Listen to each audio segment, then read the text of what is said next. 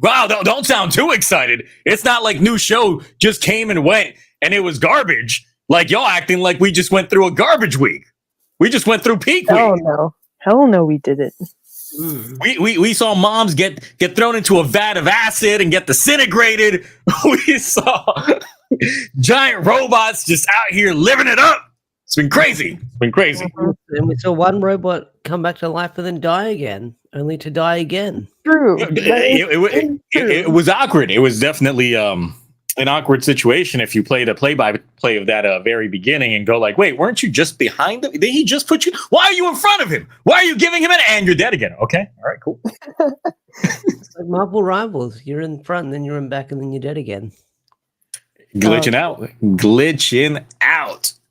Yep. All right, so we replaced one VTuber for another. When's the last time you were even on this show? Without the VTuber model, I think it would have been in Christmas. But then with the VTuber model, I think it was 2 years ago. For like a half a second, and then your laptop blew up into outer space. Yes, so I have gotten an upgrade laptop. Okay, all right. And I hope it won't blow up into space just like last time. Hey, new computer. Obviously, it's holding up for now. Mm-hmm. We'll see how well it lasts after like a couple of hours. But then I shall see how long I will last for a couple of hours because of my time zone. Oh boy. Just right. Yep, I have free 2 drinks and also a glass of water, which I really think it won't. That water's a drink. It's the all right. So Nexus is back, covering for Cloudy, who's out getting intoxicated with his coworkers tonight. So yes. he said there's a chance he might appear, but I think that's like one VTuber too many. So we'll see. We'll see. If he shows up, we'll instantly boot Nexus. It'll just be like, I gotta save the system resources on the other character model. We'll turn off Nexus's camera. There. Just enable it. Rejected. All right, cool. Ash, how have you been this past week? I've been good. Busy with work. I worked on some videos. I've got my review for Radiant Black issue 31 out or ready to go, thanks to Carl sending me an early copy. Nice. Yeah. Getting early copies is like a godsend because you actually get to record the audio track later and then edit the video when the actual issue comes out. But having like all the assets behind me, like I could get that ready. I got to read it a few times, then get it ready and just my thoughts on it. But apart from that, I've been playing Liza P, Marvel Rivals because the Finn and Human Torch dropped. I haven't touched it in weeks. Yes, I need to add you because I'm on the Marvel Rival train as well. Nice. But yeah, Human Torch is a lot of fun. Thing, I tried to play. I tried using his little charge thing, and I just kept running around in circles because I don't know how to turn as him. Damn. Yeah. Well, at least, I mean, it's always a plus getting things early with enough time to digest it. get the content ready to go for when I guess embargoes drop. No, absolutely. But also watched Gozyuger and put out some shorts. I've been playing around with shorts on the channel. Oh, that's cool. So, yeah. Yeah, I do shorts when I feel like it. Yeah, I was the same. I was like, let me just record my reaction to like the morph and like the fight scenes, and we'll see what happens. And yeah, I put them up, and some of them took off. Some of them, the morph took off on TikTok. Slightly took off on TikTok, like 2,000 views. It's not a lot, but it got some attention. But yeah, YouTube, I learned that I can actually not hide the video. I don't have to cover it up as long as it doesn't go on over for a minute, from what I was told.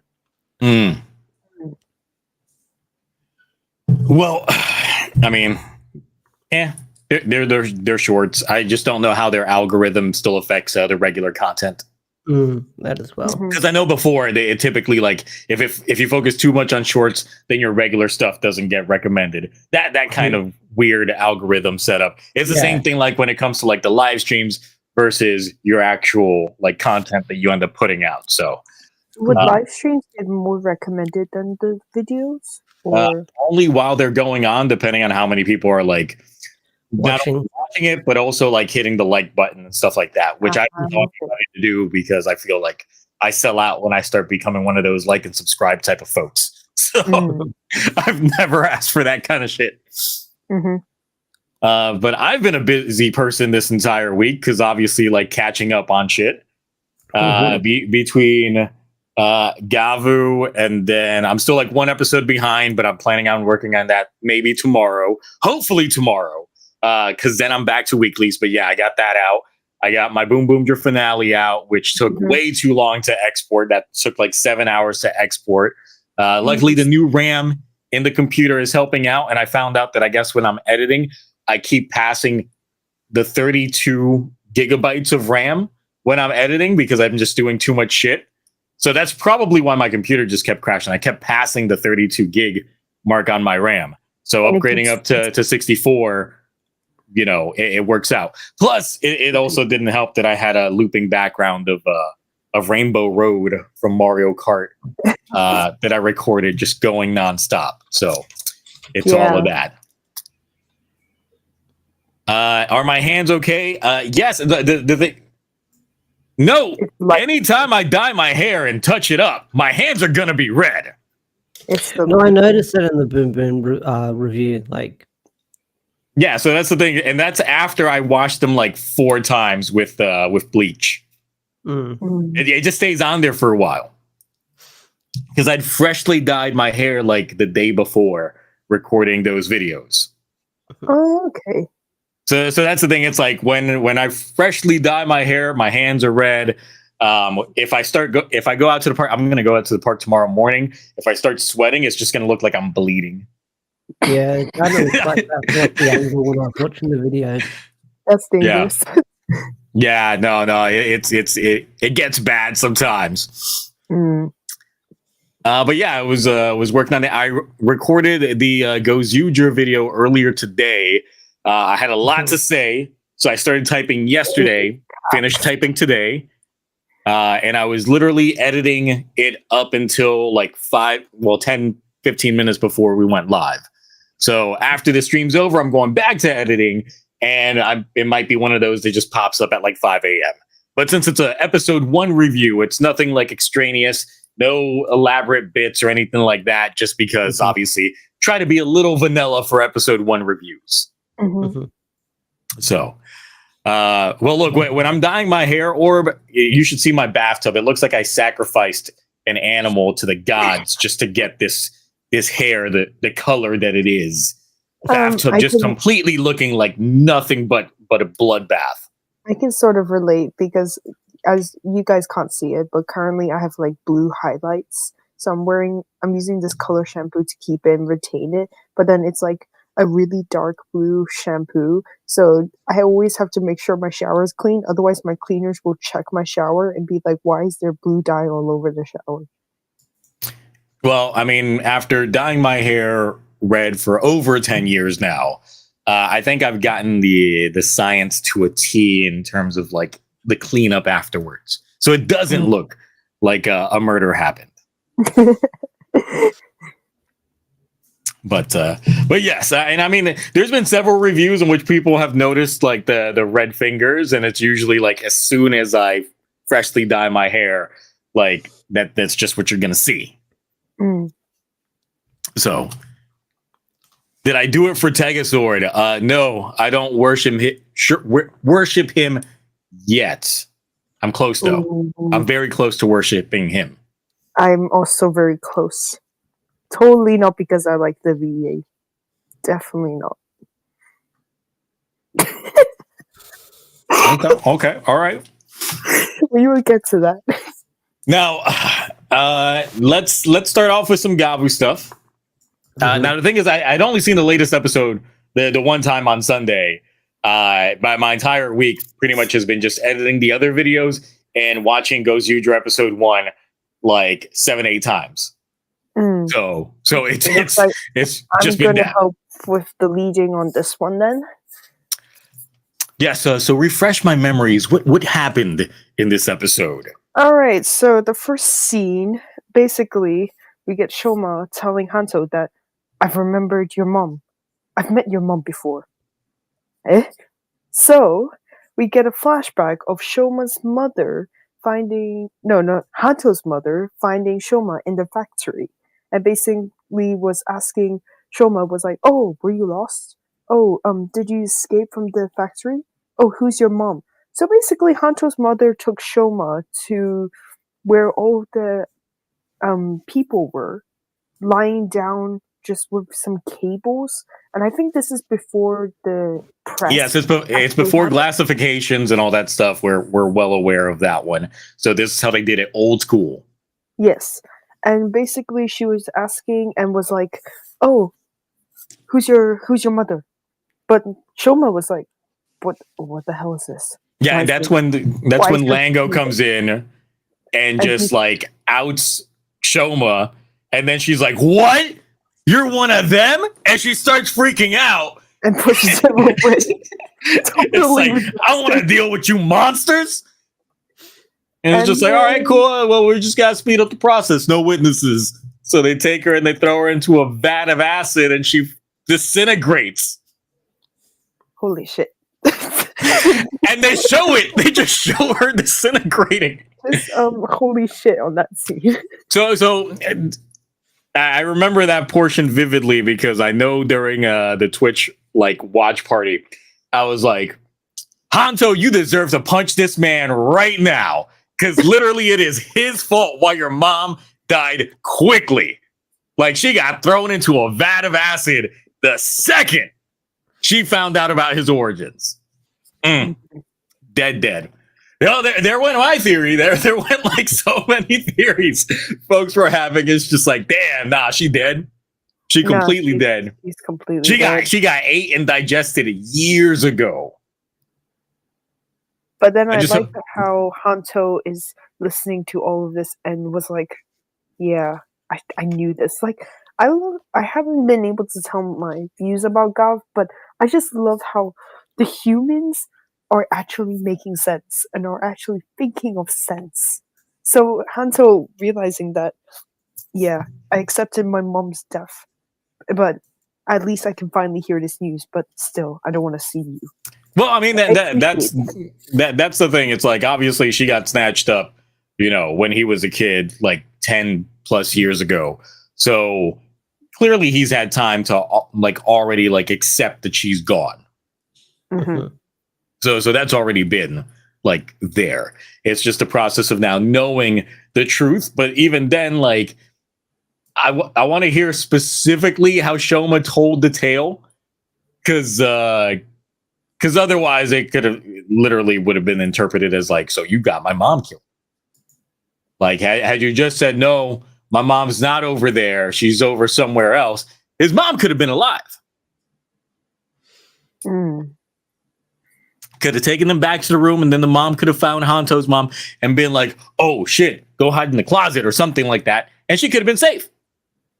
But I think Hanto's mother at that situation was very agitated and was like wanting to save Shoma and wanting to get out of the factory. So, but that's the thing that I'm I still. think she couldn't think straight, right? And also, Shoma was young, and as we know, he did not know that whole entire situation of the humans before being enterprise, or even the humans being kidnapped. So, But the thing is, I don't know how Hanto's mom even got freed.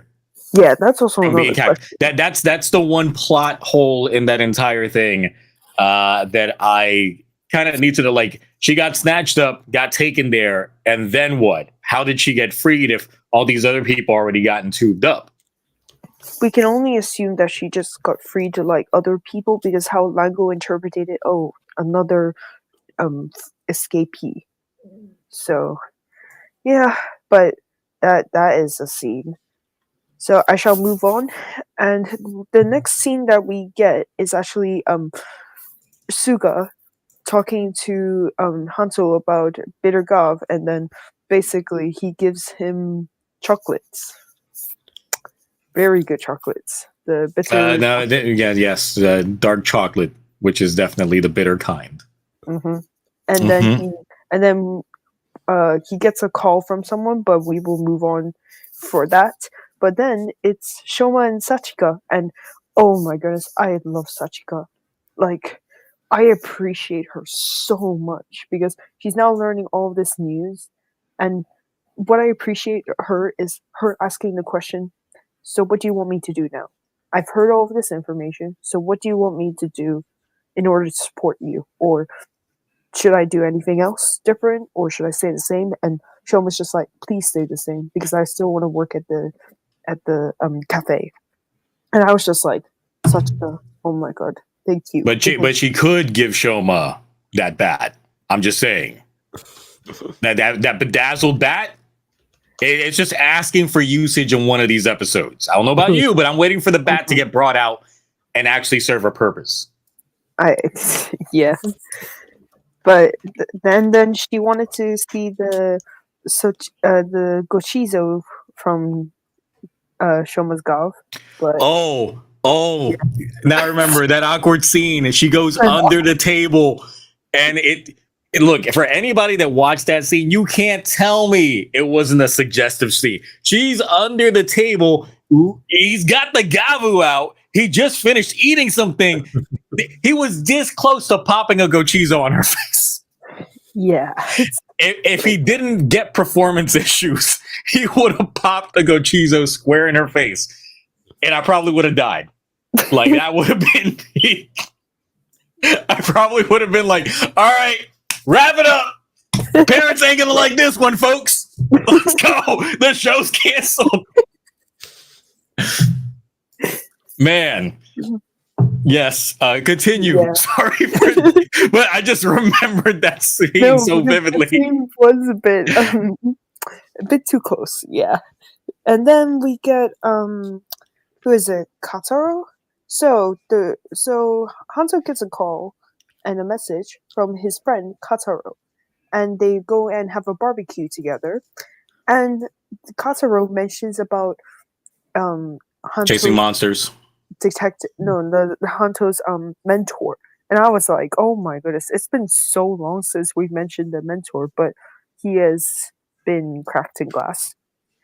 So then they were talking about the monsters, and as they were finishing, Hanto's friend was missing his wallet, until the guy with the glasses and the owner of the barbecue place was like, hey, can you tell me more about the monsters that you were talking about to your friend, or can you tell me more information about your friend? I'll pay you up. So that's going to be a plot that's going to happen next episode. I mean, obviously the way the dude was listening in on the conversation was just like, oh nah, fuck these guys. he went to like, from serving them to like, nah, y'all getting ate. Yep. And then we get the scene where because of Shoma having problems, then he decided to go and ask oh god, okay, I'm blanking on Ram's name. Lakia, yes. He goes and asks Lakia about bitter Gavv, And Shoma decides to introduce Lakia to Dente's stomach.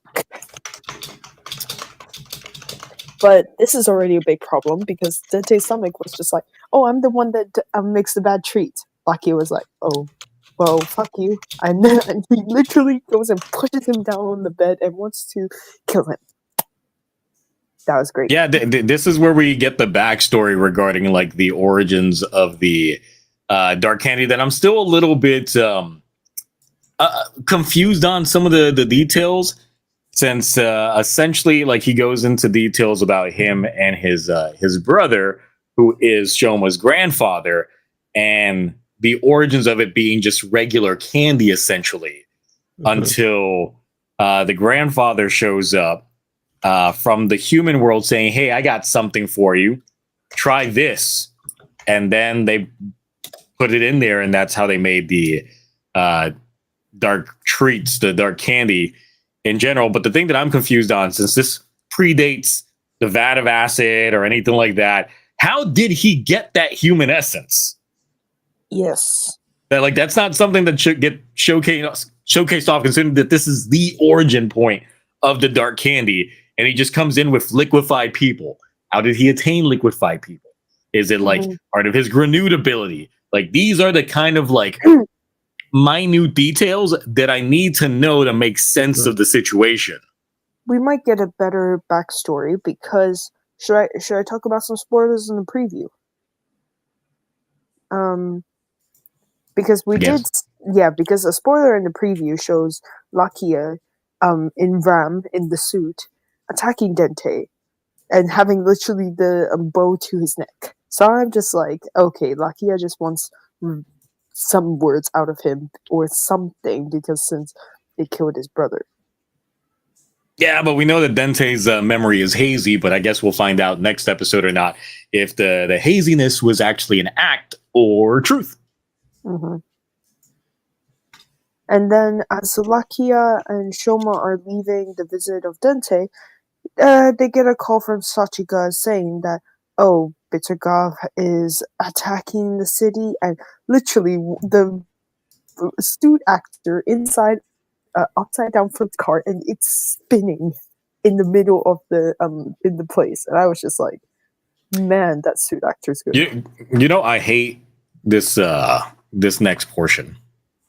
Yes, because what happened next is basically Shoma and Lachika faces Bitter Gavv, and they're like, we've defeated you already. Why are you here? And Bitter Gavv is just like, oh, I don't remember seeing you. I don't even know you, because there's actually multiple of us, and our master is so good at producing us.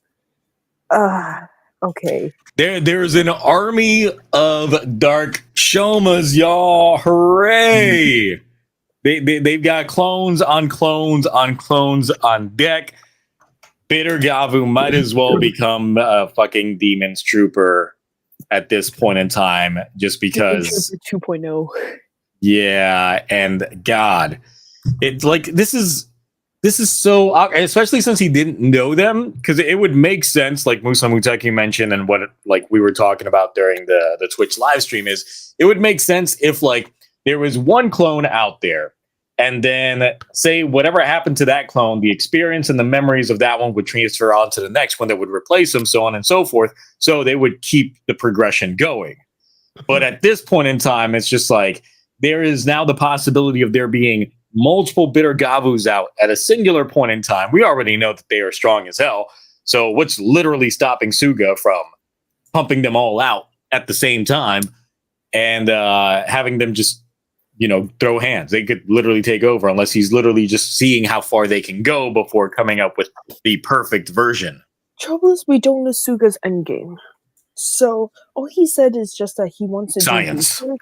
Yeah, and research and science, but we just don't know, like, once he does his research on Bitter Gavv, what is his next objective then?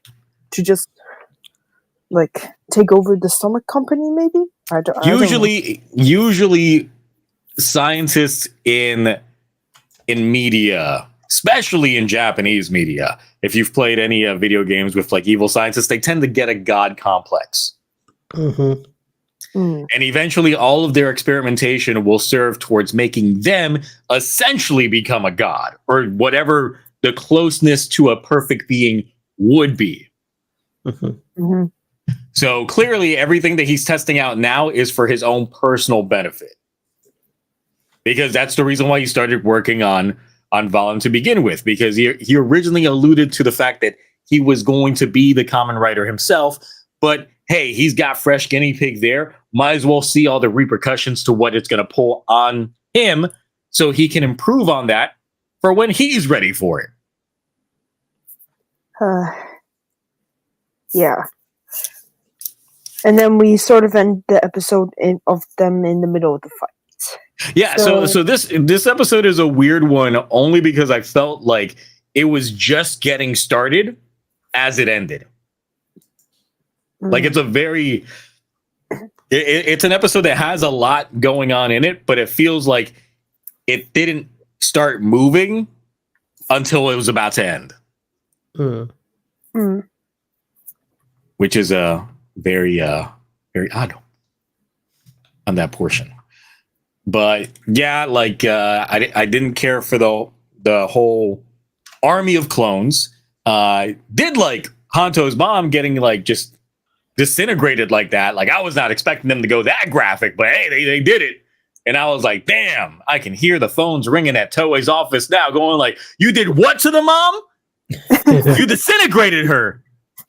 See, this is why my kids are suddenly like telling me that they're going to like throw me in a vat of acid if, I yell at them again. They learned it from your show. And then it's just like, all right, okay, so prepare for the third arc of Kamen Rider Gavv, where they introduce Barney the dinosaur as our moral guidance during every episode. Please no. But yeah, I did feel that the episode it felt densely packed, but also like not too much going on, but a lot. Like it's a very odd episode. I really do feel that the pacing is kind of all over the places with the episodes as of late. They either feel padding, rushed, or maybe dragging on too much. So it's like a little bit all over the board right now when it comes to pacing. But I don't know if it's just them trying to combine things from other episodes that they shot with other ones, or spread things out just to line up with the timetables of when toy releases or certain news is supposed to be out there, that kind of stuff. Because typically with a like a show's ending or a show's debut, they try like going very light in some aspects and then like kick up the bombast. But when Boom Boomger ended, they were like, nah, we ain't gonna do anything like that. We're still gonna go like pretty dense in some of the stuff. So it's kind of all over the map on that one. But Ash, how did you feel on this one? Next up, give your time to talk. Well, you just talked for like a bit. Sorry. That's okay. Yeah, so there's like, because I've been binging Gavv, it's like a lot to take in. Like you said, the pacing seems a little bit slow. That seems going fast. This episode was crazy as well. I will say Sachiko, still the best girl. Mm-hmm. Oh, Sachiko, no, absolutely. Yeah. I'm gonna need Sononi to make some sort of comeback for the waifu stuff, because we'll see because Sachika's like she's playing a hard game right now. Well, thing is, Sachika's just very wholesome. Like it's versus like Sononi. Sononi was a thirst trap. Like Sachika's just out here just being like best girl. Just being best girl. Difference. Just understandable, and she's like those psychology therapists that can understand people and just help people. If we have to put it into real world context, which is what she's been doing since the start of the show, helping people out. Yep. Though we haven't seen her do much of that recently. I mean, technically, it's just like, oh, this person said that their son's missing. Oh my God, I'm just going to go hand out flyers. That's not the same thing as actually helping do odd jobs, but okay. The odd jobs portions is like kind of like been missing for a bit, even though it was like so prevalent in the beginning.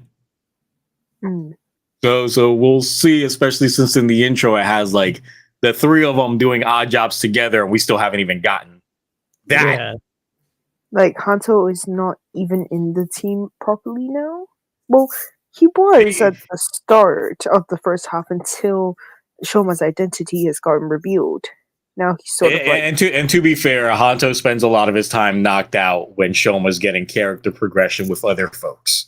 It was really funny that during the music show stage, basically they were complaining about how Hanzo is also the one that will always get killed and you have to wait for the next week. So the actors were commenting about it, about how Shoma kept on saying, "Ramen," because he kept on arriving way too late. And then Hanzo just gets knocked out immediately. That one was really funny. But yes, agreeing in chat that Sachika's photo book is still mid. I want my money back. I paid money for that. She got a photo book. Oh, definitely. I paid money for that because someone was just like, "Oh, look, it's out." And I was like, "Oh, bet, let's go." And then I was like, "Man, fuck out of here with this. Ain't nothing here. Ain't nothing you can work with here." I think that there's a photo book for Gavv, like Kamen Rider Gavv photo book that just got released. Well, I'm not looking for that one. I won't get that one. No. That won't do anything for me.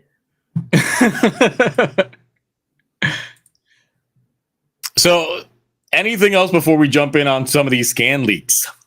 Like, to me, for this episode, that I think there is a lot, but it also brings out all of the dynamics of the characters and improves all of the characters in some aspects. Like, we get development on Hanto's listening to his mom's death. We get Shoma feeling bad and then also having problems with his Gavv. Then we get Sachika being wholesome, and then we get Lakia like now knowing who's the actual person who did the dark treats. So it actually improves all of these people's like characters, and then also we get Suga like knowing more of his motive and also giving the chocolate to Valid. So I really do like this episode, even though it is very content heavy and it's a bit out of pace with the pacing.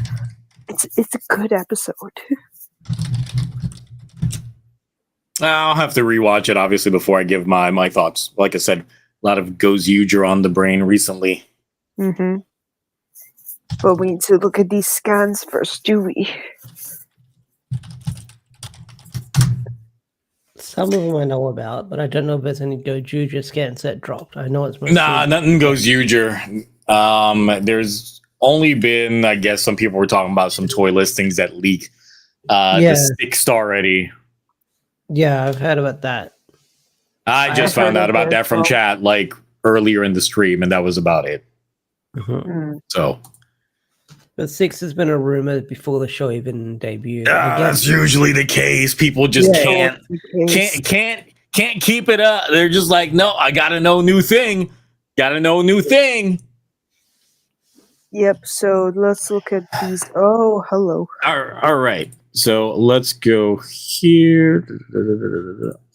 And also, Gavv. I also appreciate Shoma's actor because his acting in this episode was really good with Bits of Gavv. Like how he had to act like really cheeky and be like, "Oh, but my master is so great." Like that scene, I did enjoy it as I really enjoyed Shoma's actor really acting it in that part.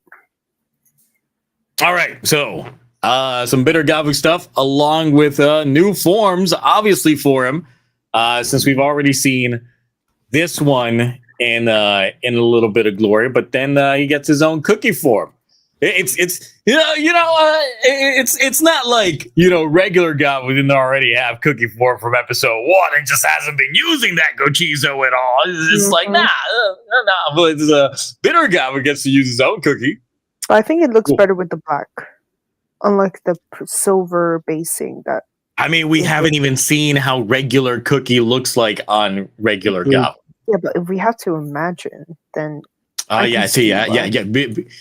We know that these forms are going to look dramatically different with bitter Gavv because there's going to be that edginess to them. But yes, look, this is Kamen Rider Legend. I mean, potato sticks. I'm sorry. What is the gochizo? Is it really just potato sticks? Is it? I believe so. Oh my goodness. I'm this. The thing is, it's like I like it, even though it does look a little bit like Legend. It does look pretty good. Yeah, I'm sorry. it's like, This is my first time seeing it, so this is why I'm giving Yes, this type mine of as well. reaction. Oh, you haven't seen this? It was even on the box for the toy. Okay. No, don't follow okay. the- Things are starting to connect. Okay. Oh, but it's so top heavy.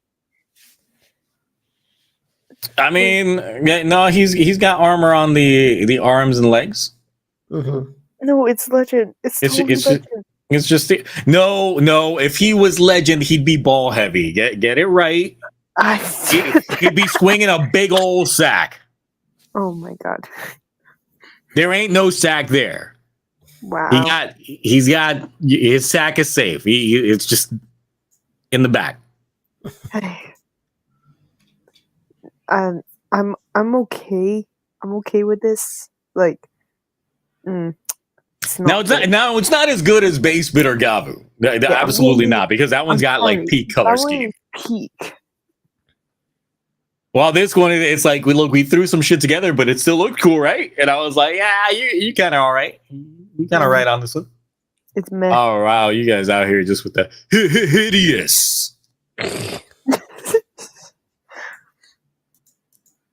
It's like instead of calling everything gorgeous, he calls everything ugly. No. The hideous actually had a bit of a ring.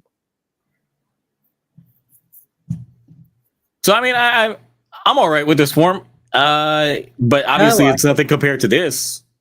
That looks nice. Mm. Like, I like the gold. I'm sure that's going to have like the fries going to have more of a gold shine to it, like under proper lighting. But, yeah. I like the yellow and black. Yeah, like yellow and black goes really well together. And I like the shape of the helmet. Like the helmet is like it's an actual fry holder. I like that. I think that's what they're going for. It looks like that's what they're going for with it. The thing is, it still looks like the back of the mask for Bitter Gavv already, because he already has that kind of look to his face already. You can tell it's the same thing. Mm. It's just they managed to make it work with this theme. Yeah. Mm-hmm.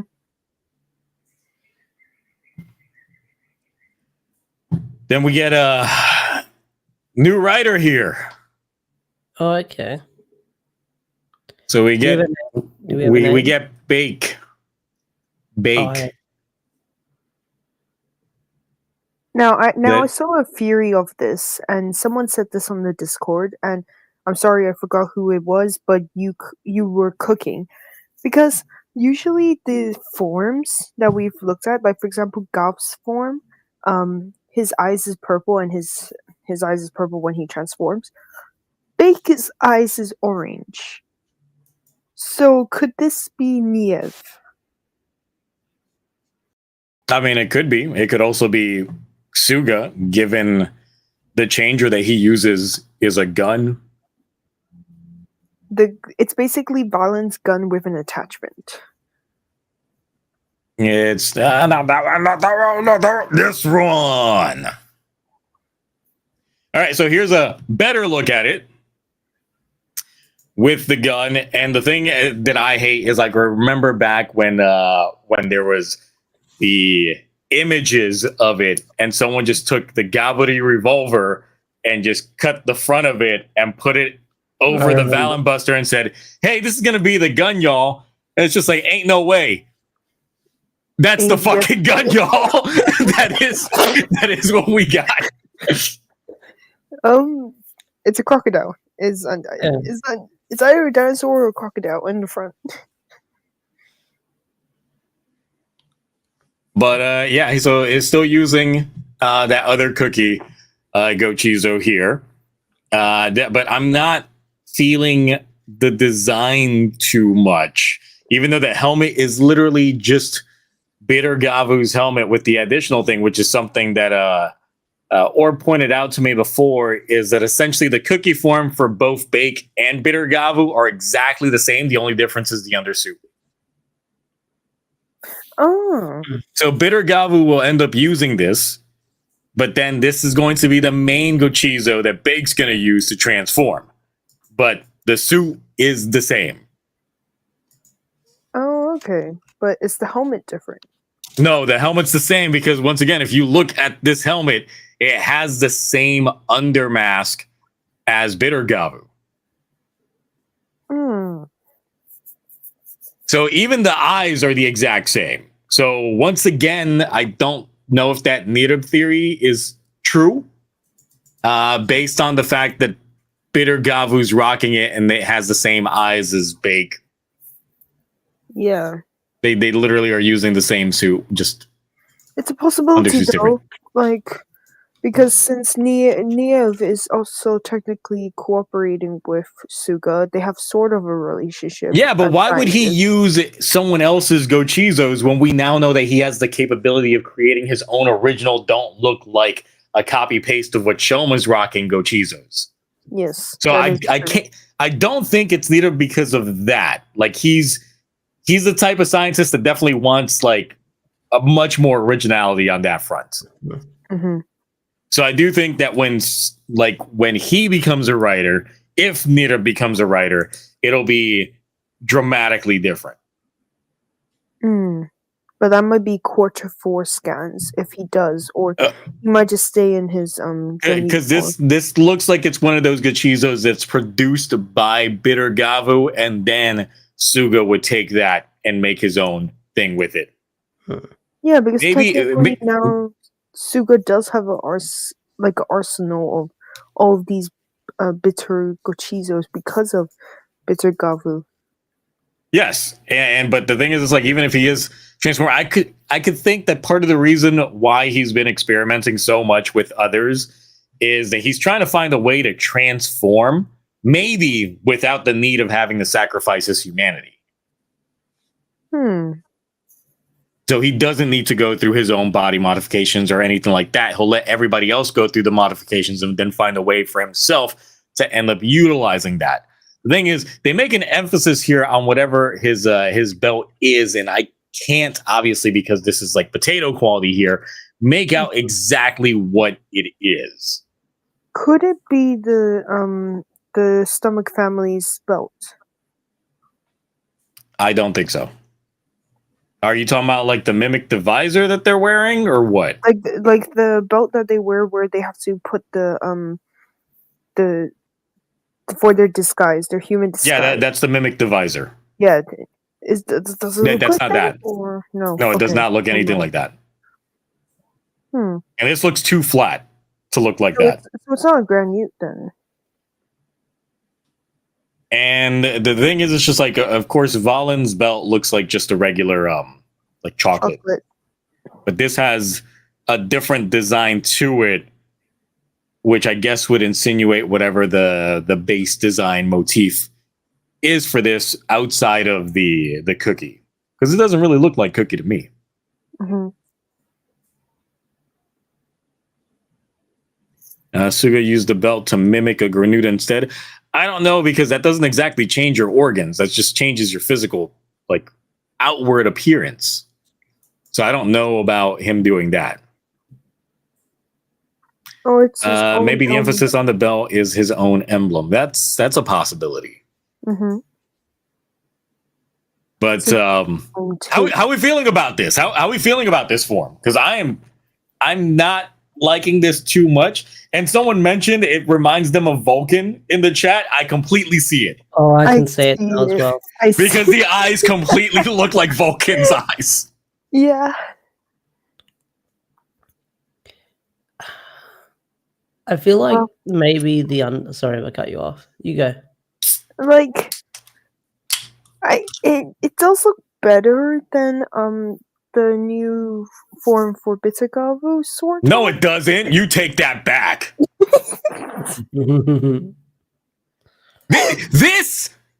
looks. Hold on. Let me get the other one up here. Let me let me do side by side here.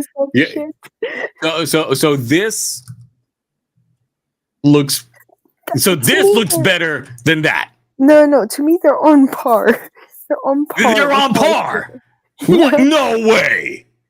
Ain't no way. No, because this is on par with that. Like, I don't like both of their suits, to be honest. Like, the gold and black looks better. Yes, it does. But it's brown. It's brown and yellow. Like, yeah, so you like brown and yellow more than gold on black? No. I'm just. So you're saying piss and shit is on par with gold?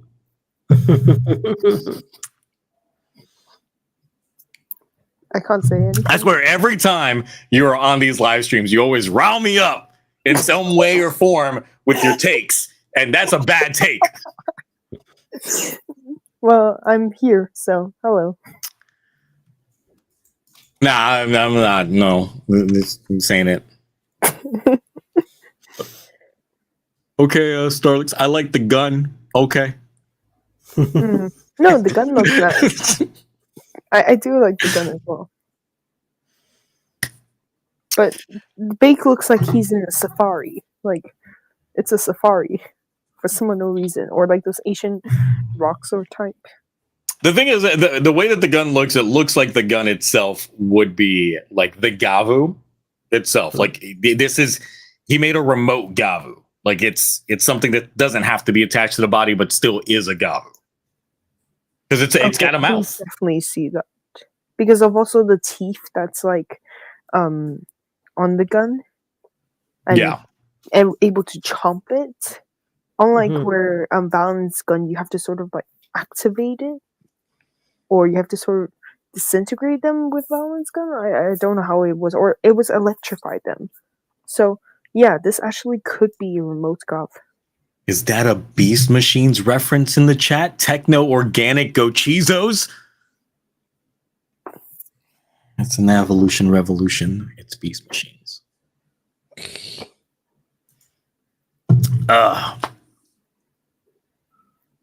Anything else to say on this form before we move on to the next form? Maybe it could have been like, I don't know, because it's like meant to be cookies. It's like maybe they could have used like maybe a different shading for the main suit color for the cookies. Like, I don't know, white or something, because it's got like that brown on yellowish brown. But again, like we have to see the lighting and see what it looks like. But I don't know, maybe it's just like the marking has just got a cross on it, especially on the face.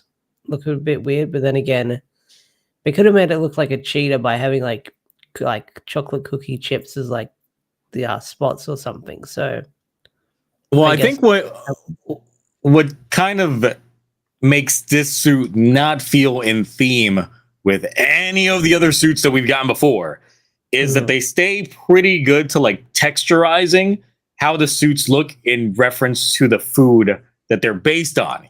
Here, this just looks like a vinyl job on the suit.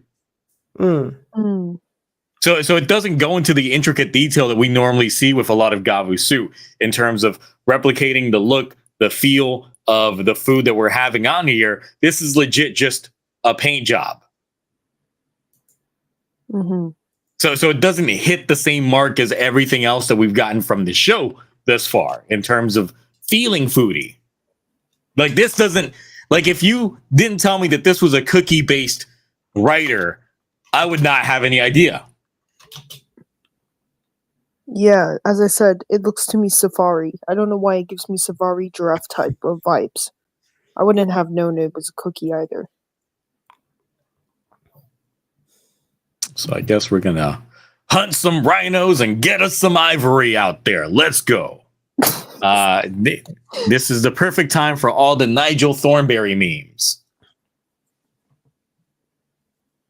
All right, let's see what else we got here. We got more of sorbet. Sorbet.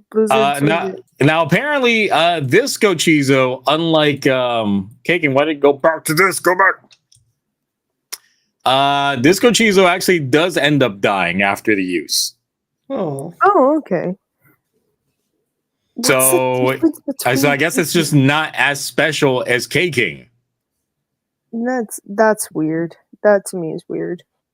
Like, why was Caking able to just to use multiple times and then now Because he had a literal emotional attachment between that cake and having it with Sachika. Here, it's probably just like, man, this is some delicious ice cream. I'm gonna eat the whole thing, and then it's just like, oh, he's been suffering from constipation like the last 2.5 episodes. Yeah, so unless like Shoma makes his own ice cream, this is going to be one thing. There it is. Blizzard Sorbet melts when its transformation is undone and rises to heaven. Gavv Blizzard Sorbet form can summon soldiers as well, just like K-King. But yes, this one will just soldiers look like. Is it the same as K-King? Accordingly, they use they have the same headpiece. The only difference is their there they are. Okay. You can see them barely there. So yeah, they're gonna continue being a thing with these. But in terms of power scaling, I don't know. We'll see. Maybe it's just the moveset that he's got on there can counteract some things. It looks like more of a fist fighting type of form. Like those karate type of forms where he can just use his fist and doesn't need to bring out a weapon, the sword weapon. I don't know. It looks like he's still holding a weapon though. Because it's like it looks like he's holding something here. Yeah. And here it looks like he's holding something. Okay. No, that picture looks like he's holding the Zaku Zaku Chips sword. I'm not sure, but yeah. That would be terrible. It's like, man, I got myself an upgrade, but I'm still going to use the weapons from a base suit. Oof. That's not. God, that would kill some of the dynamic. But then we got another ice cream form. I like this form. Ooh. I really like this form. I haven't seen this visually, I like it. Yeah, so Valence finally got good form because we know we're getting this ugly ass thing soon. Next but week. This, I have questions. I also have questions. Why does he have the Ram Buster? Exactly. Why is he using Blam's belt to transform? Is Locky dying? Bets on Locky dying. Who's saying Locky is dying in like the next couple episodes? No. You can't make Lakia die. Like we put him in the intro just to kill him off. Let's go. No, I don't want Lakia to die. I really like his actor. Please no. I literally 2 episodes going once. Anyone taking bets for 2 episodes from now? When's Locky dying? We got 2 episodes. Okay. Do I hear 2 episodes? Do I hear 3 episodes? 4 episodes. 4 episodes. We got 4 episodes. All right. Anyone else? Anyone going for a $5? Is he gonna die in 5? What we got? He's still there in the 30s. Someone says in the comments. Well, we'll see. We'll see.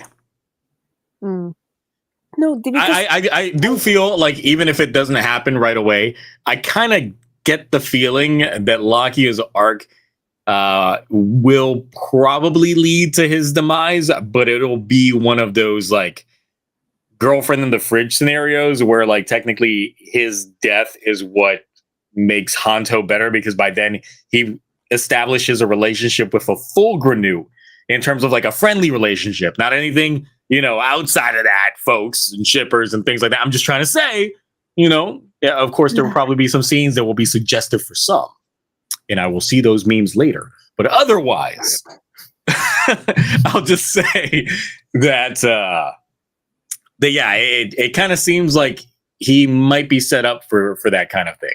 Please no. I literally rewatched Kira Major because of him, because he acted as Takemichi in the music stage, so I was just like, okay, I gotta rewatch Kira Major. So I rewatched Kira Major, and he's great. So why do you have to kill him off? Ay. Oh, it's gonna be a mock chaser type? I can definitely see that. If it does, Because the thing that I would kind of understand is in his own untrusting of Suga, and probably after he goes with this whole chokehold arc type thing, he might not want to use the Valen Buster anymore because it's technology made by Suga. But at the same time, I'm just like, but then why would you want to go with the technology made by Miura? That's even worse. Mm-hmm. That's literally picking between two evils. There's only one Ram Buster currently. Correct. Could there be two? No, but then... But once again, it would have to be something that is made by Miura, unless, Dente reverse engineers the technology. But I would think that Miura might have designed this with a Granute in mind. So that might indicate that maybe the physiology of the Granute is taking over a lot more for Hanto, making him actually compatible with this. Mm. But this is literally build 2.0. The undersuit is much better, though. It's like, man, they finally out here making this undersuit looking good. No, just the overall form itself in general. It just looks good. Like, yeah, the thing is, I definitely see the snow cone-ness of it, like one of those cones that you get that has the wrapped up. I forget what they call these cones. I haven't ate ice cream in forever. Mm-hmm. I ate ice cream like a month ago, and then I was just like, man, I got to go back on my diet. I've been going lazy out here. Mm. But the thing is, this is a brand new thing. They're like, this is kind of like the puddings that Nirub designed, because of course that he made his own gochizos that were reusable on that aspect. So I'm wondering, it's like if that's where Dente comes in and he designed something specifically for him. Yeah. So I do feel that Dente is going to end up being that pillar scientist that they all end up going to later on. But then once, the rest of the Stomach family finds out that Dente's still around, Dente's number is going to be up. Like, I don't see Dente surviving until the end. Yeah. Like, if only they could appreciate the snacks of human foods. I mean, Nirub tasted it, but he looked like he was just eating, an oddity when he had it. Mm-hmm.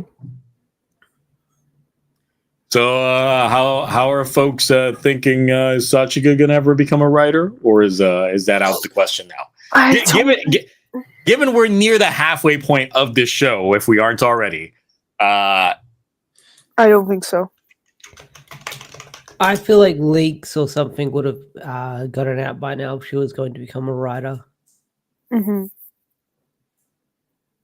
The thing is, it's like we got in the leaks technically for Bake much earlier. I don't think that we got the leaks for this form of Valen around that time at all. So maybe there are some things that are, still hidden close to the chest. That's true. Mm-hmm.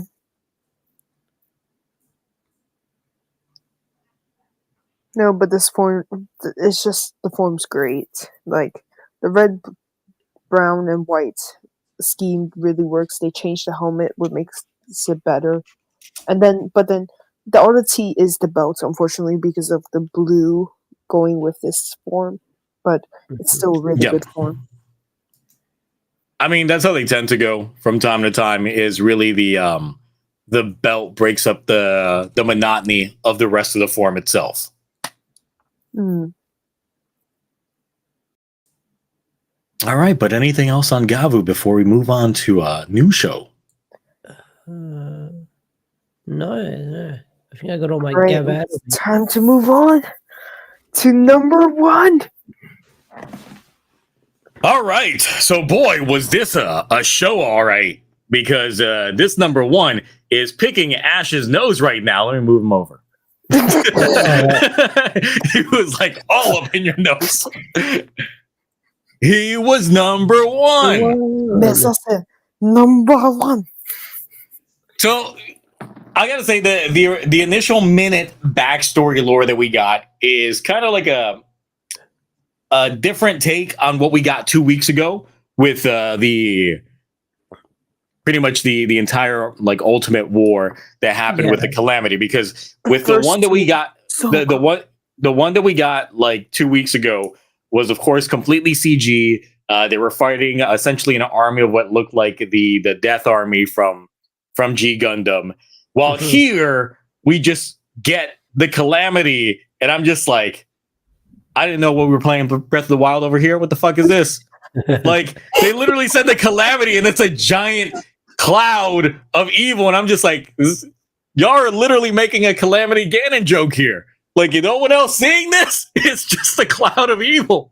And then the scene where basically Sword is holding Bunjiro. No, hold on now. We gotta break it down, because obviously they're out here, they're fighting, they're losing and shit like that. When Sword shows up, of course he showed up differently here than he did in episode 0. Yes, because the thing is, and this is one thing that I point out in my review, is in the episode 0, they showcase that pretty much the Calamity Army, as I'll call them, transport all of the Titans, the mechas, to the No1 world.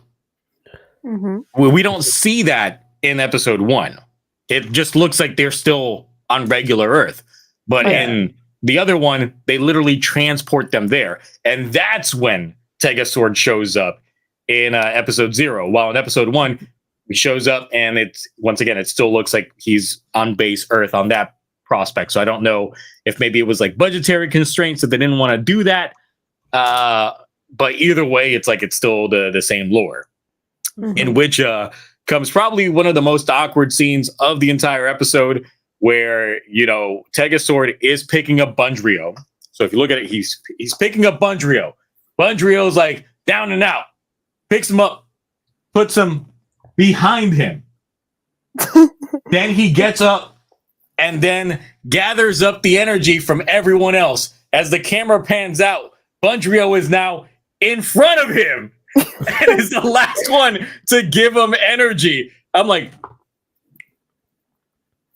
what? Really? Okay. So it's a thing that happened, but yes, using their collective energy, he manages to take down the Calamity, and with that, spread the rings out into the world, looking for number 1. So essentially, that is the lore of the world, which I'm just like, all right, cool. You already got me a little bit invested. I like it that it was physical mechs. That unlike the episode 0 with all the CG, this one was physical mechs and physical effects with the fire. And we'll get more into the fire, but I mean, until you zoom out, and then you can tell like all the other mechas that are there dead are just superimposed. Yeah, but I think some of them have some really bad clipping. All right, so it's from there that we meet our main protagonist, Taya Hand. I mean, not. Damn it! Not Taya. We get Tonohoru. That's our guy working at, I guess, a 7-Eleven, because this is Japan we're talking about. It's got to be 7-Eleven that he's working at. And then we have his co-worker. Taya Handle. I mean, whatever the guy's name is. Natsume Susumi. Whatever. He's just not Taya to me. He's just Taya. he's Taya with no handle. Taya with no handle and rocking the glasses, because it does suit his actor, those glasses. But yes, they get interfered with a robbery, as Guy shows up with a knife ready to just take their stuff. But then he grabs the meat, but that meat be too hot and juicy for him. So he drops it, but you ain't gonna let some meat hit the ground. No, the only way that meat's gonna fall down is if it's falling into someone's mouth. So he picks that shit up, and confronts the guy, bringing up that luxurious meat. So, who do you think wins between a fight between meat and knife? Well, the meat does. No one beats the penis mightier. Because, yes, even though the knife does slash into that meat is juicy and gooey, and it squirts right into that man's face. Which, obviously, Horu takes advantage of, because now the guy's tasty delicious, so he bites him, flips him over, and then kicks him in the dick. All the way to the unemployment office, because they didn't like that at all. I still wonder, did he get his 3 meat sticks or not? No, I don't think so. Damn, that sucks. It's like he got fired and he didn't even get to keep the meat. Nope. Should have kept the meat. Should have been like, well, I'm taking these as like, you know, my severance pay. Just and then just walk out.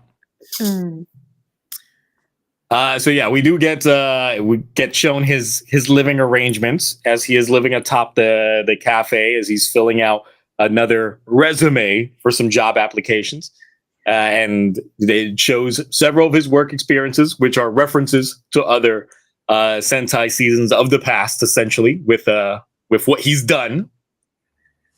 I think one of them was even being a shinobi. So it's like, wow, we get little tidbit pieces there. And obviously, for those that aren't aware, the lady that runs the cafe in real life, she is married to Time Red. Oh, okay. I didn't know that. And and the kid that plays her kid is actually her kid. So that's Time Red's kid. So I'm obviously expecting him to show up in this show. Yeah, where's Time Red? So needs to be going on. He gets confronted by some bullies who essentially it's just like, look, you beat up my homie, but we know where you live. We know that lady. We know she got kids. Discount Yakuza. Yep. And he just takes the beatings. You know, he takes that beating, and he his application gets completely smashed up, his resume. So has someone translated that application yet? They did. It has been translated. Yeah, that's how we know that several of the places that he worked at are references to previous Sentai. Okay, because when I was on the one, the subs were out for me, and the images of the resume was floating around. I don't think a translation was out just of yet. I think it was the Google translated version. I know that it was already up by the time that I went streaming on Sunday night, because people told me about it post stream, and they broke it down on all the jobs that he ended up having on there. I'll find it lurking around. But yeah, he ends up running into Not Taya is there watching the whole thing, and lets him know about his dream. See, not Taya's whole dream. Oh, okay. After he gets him a hamburger, of course, because Horu's got to get that meat in his mouth. Like that's his thing. He just got to get that meat. Yep. He's satisfied as long as he's got food. So Not Taya's dream is being the #1 musician. Which I want to deliver my music to the people. Yeah, I guess maybe in a universe in which he didn't meet Bunjiro, that was his dream. Yeah. The thing is, it's like if you think back to Boom Boomjiro, he did have that collection of guitars that they never fully addressed. And also, he played the guitar in the elementary school. Yes, but once again, it's something that they didn't fully address. But it could have been what his dream was before he met Bunjiro. So this could be like a tie-up before Boom Boomjiro, but then in a different timeline. So could this be another timeline or alternate universe that Gozyuger? There, maybe. I mean, it seems like a world that was created devoid of any Sentai influence. Because we get a line that Fire Candle says, but we'll go to that later. Yeah. So, yes, we do get introduced to the enemy faction somewhat, because we do get Fire Candle, who I would say is probably goated status already. He's so good. I had high hopes from this man already from the presser, but he delivered in spades with his performance once again. I was Like that's some good so villain right there. so charismatic with like the One Piece laugh going on, and Yep. The face emote, like the way he just contours his face to like the way that he's just feeling. I'm just like, yes, you're selling me on this thing. It's and good then stuff. how he hits the minion's bell, he actually improvised that himself. It wasn't in script. cool. So I was just like, oh, that's pretty good. So he gets inside his mecha, which is very reminiscent of Gundam and a lot of other real robot animes. It's like you got that, walk, you see the big mech over there, and then you have the little like strip going into the thing. We get physical cockpits that I was just like, oh, this is great. Living it up. So it's there that we see that I guess the way that the No1 world people show up is through holes, perfect circles. Circles. So he manages to pop up from a Ferris wheel while the minions end up showing up from a hole in the wall, and then the other minions from the hole on that minion, and then the hole of the other minion, and so on and so on and so on. Like, as long as there's a hole, there's a goal, and they just keep on showing up. It's a circle, not a. It's a circle of life. No, because also we can reference that to Gozyuger's like henshin when they draw a circle and then the circle in the sky. Yeah, so there's a lot of symmetry going on with a lot of those aspects. But when Fire Candle shows up, he's just like, "Oh, this must be the one of the worlds that we created," which is like one of the lines there. Yeah, that line got me as well. That line made me raise an eyebrow as well. Yeah, that's the line that got me. That's one of those like you got to dissect this line right here. It's just like, yo, this is one of the worlds we created. Great. So start lighting it up. Definitely could be an alternate universe type. Oh thing. yeah, no, that definitely implied. With that then, one line alone. King Oger can technically go to this universe. Like I'm not gonna go into that tangent. So yeah, from there he goes on to a hot firing spree and just blazes up the entire town. It was physical, real fire. I loved it. It's an awkward scene if you've watched it several times. I'll point some things out in my review, but it's I guess some background people didn't get the memo that they were filming a specific scene, so they were just going about their day. So it's very awkward when you go from one shot to another shot and you just see casual people walking like, oh, it's a nice day today. It's like, bro, there's fire going on over there. Like, they didn't tell you they were filming something. So, but yes, while all this is going on, Nataya proceeds to say, it's like, this is my moment. This is my time to shine. Time to make my dreams come true. And boom, boom, Ogai Buso. Was not expecting that. I wasn't expecting it either. I was like, damn. So yeah, he just pulls out the King Oger powers and transforms into Kuwagata Oger, which I do have to note, like, one of the things that I actually found interesting about this fight was that he fights with a completely different style of moveset than Kuwagata Oger actually uses. Because he uses like rainbow half capability that was never in King Oger. And he uses it like defensively. Yeah.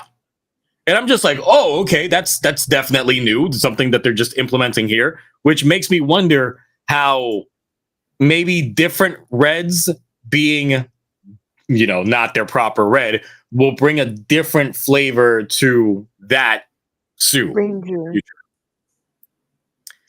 So that's the thing. It's like there's differences with their fighting styles and the techniques that they're using. I guess just because they probably don't have a proper handle on what their moveset is, so they only probably have innate memories to what their actual moveset would have been.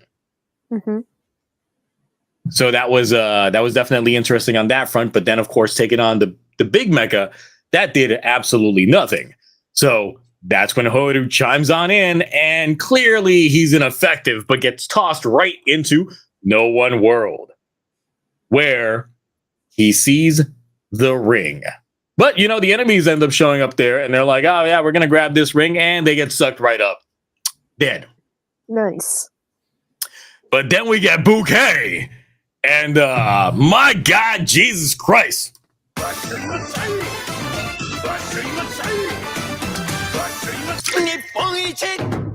Had to.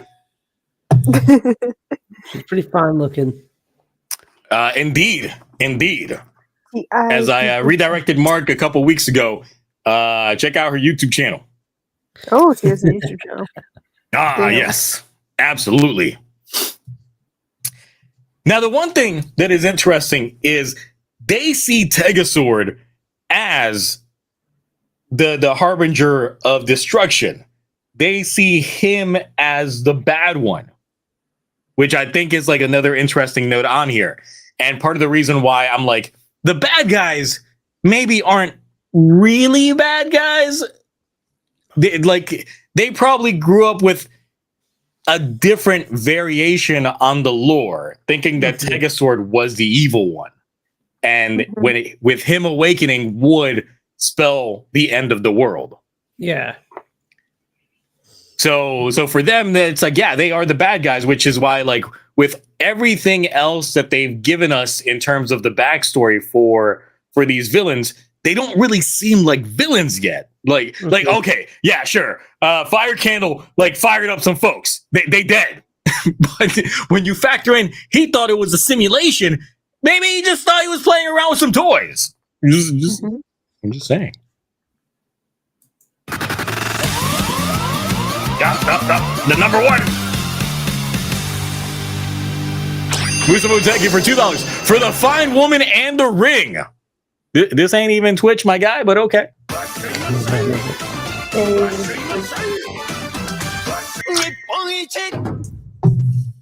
Okay. Even though on Twitch they were like hammering me with those hydrates during that night. Oh. I barely remember Red Ranger Isekai from that night. The VOD's still up, right? I think the VOD's still up. Still up. We're good. Okay, yeah, no, because that latest Red Ranger Isekai was I've like been watching the Isekai lore. Yeah. So yes, she warns him not to grab that ring because, of course, it's going to bring destruction. And he's just like, look, I don't care about the world ending or anything like that. I got 250 yen to pay back, which is like the equivalent of like $2. Yeah, pretty much. I'm just like, man, priorities, guys. Like, I gotta pay back this 250 yen. I'm not satisfied until I pay back this debt. It's like, okay. That's the cheapest burger I've ever seen in Japan. I think I paid maybe like 800-ish yen maybe when I got like food in Japan. It depends what I got, but that is a very cheap burger. Maybe it was a gas station burger. Maybe he got it with the employee discount at the 7-Eleven. So because literally I'm going a bit way ahead, but he literally broke the bank, his piggy bank, and it had nothing. Yep. Hey, yeah, you got to do it. That's a good man right there. One trying to pay back those debts. Even though he puts on rent. So he puts on the ring anyway, and is contacted by Tegasword to go ahead and make his wish, because to make the contract, he needs to know what his wish is. And then we get a little flashback scene where we see Horu. I guess we see it from his perspective. With, I don't know, has anyone clarified, is that his mother, sister, or like do we properly know who that is? I don't know the relationship. Yeah, no idea. Because there's like no clarification on there, but I'm like, she looks kind of young, so I'm thinking like older sister, if that. Sister, yeah. Because she doesn't look like the mom type, but then again, if this is like a really young Horu, it might be. So I guess we'll wait to see on that front there. But yeah, essentially she tells him, don't have any dreams, don't do anything like that, because it's only going to bring nothing but but bad things for you. And also, And then, he was in the No1 world. He wasn't on Earth. well, yeah, that's the other thing that I was going to say is like he has a flashback later on to seeing Tegasword go through the big war, alluding to the fact that, yes, it's like he retains memories from there. But the thing is, it's just like, honestly, that's some theory crafting that I have on there, that essentially everyone's essentially living in a simulation, and they all originally came from the main world. This is just a simulated reality that they've just been rebirthed in. Kind of like Xenoblade Chronicles 3. Spoilers. Okay. Yeah, I think So, yeah. it's the first time in like a month, so I'm looking forward to that. So when it comes to, he still makes the contract, but he's just like, look, since you got no dreams, you can at least do one thing for me. You can just collect all the rings and be number one. And he's like, all right, bet. And live again, because since has nothing and he's empty, Tegasword's like, you will live again. I mean, he's fine as long as he's got some meat in his stomach. That's true. He's fine. Yeah, as long as like he could literally just change his. He'd be buffer. I was gonna say if he just wished for all the meat to just eat all the tasty meat, that would be it. That would be buffer. Yeah. But that would indeed be buffer. So yes, he gets transported back to his world, where he confronts Fire Candle in probably one of the most epic transitions of all time. And no, everything that we just talked about right now was like the first 10 minutes. Then it's just nothing but action afterwards. Mm-hmm.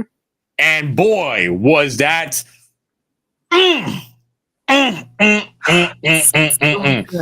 There is so much with this action, because we get the referee.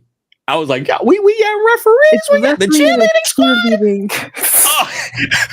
We get the nice visuals in here that just looks very Street Fighter-esque. And I was just like, oh, you guys are doing wonders when it comes to like just the entire look and feel. Everything. I got some screen grabs here. Let me grab them from go from when I was working on stuff for my video. But god damn, like some of these visuals, just like look at this. Like when they were doing that, I was like, oh my god, if this is gonna be in every episode thing, this is just great. Yeah, this is just great.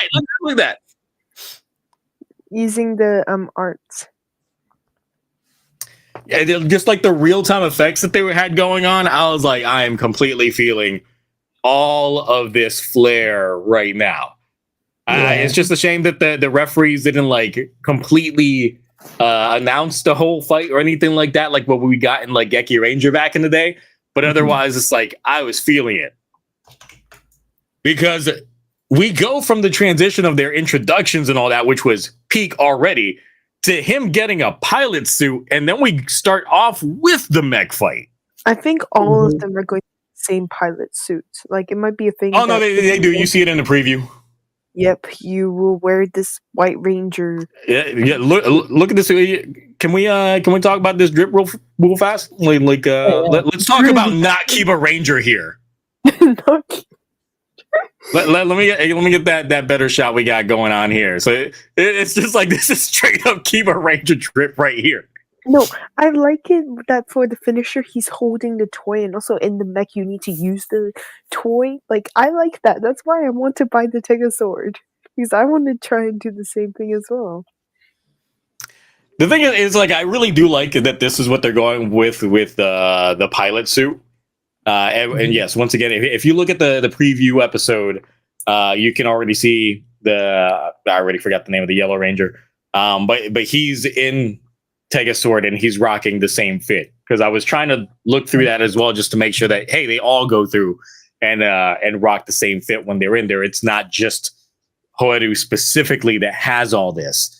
So that's actually very nice. And it makes sense, because when you think about it, their transformation device and their ring kind of went and became Tegasword. So they can't transform.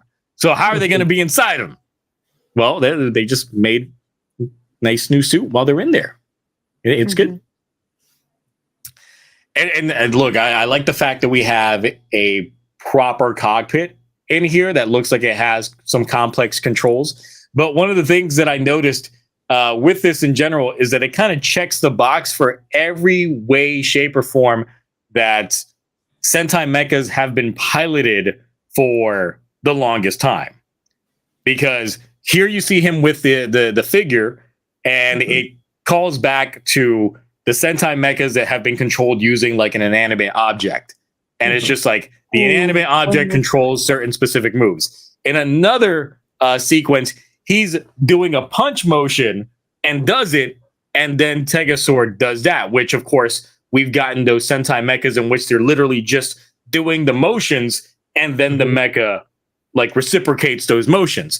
But then he actually has proper complex pilot controls in which he's moving around and maneuvering like a lot of older Sentais would do as well. So he's checking the boxes for every way that mechas have been controlled within Sentai. Plus, add into the fact that Tegasword is sentient, so he doesn't really have to follow the commands of what he's doing. He could just do whatever the fuck he wants.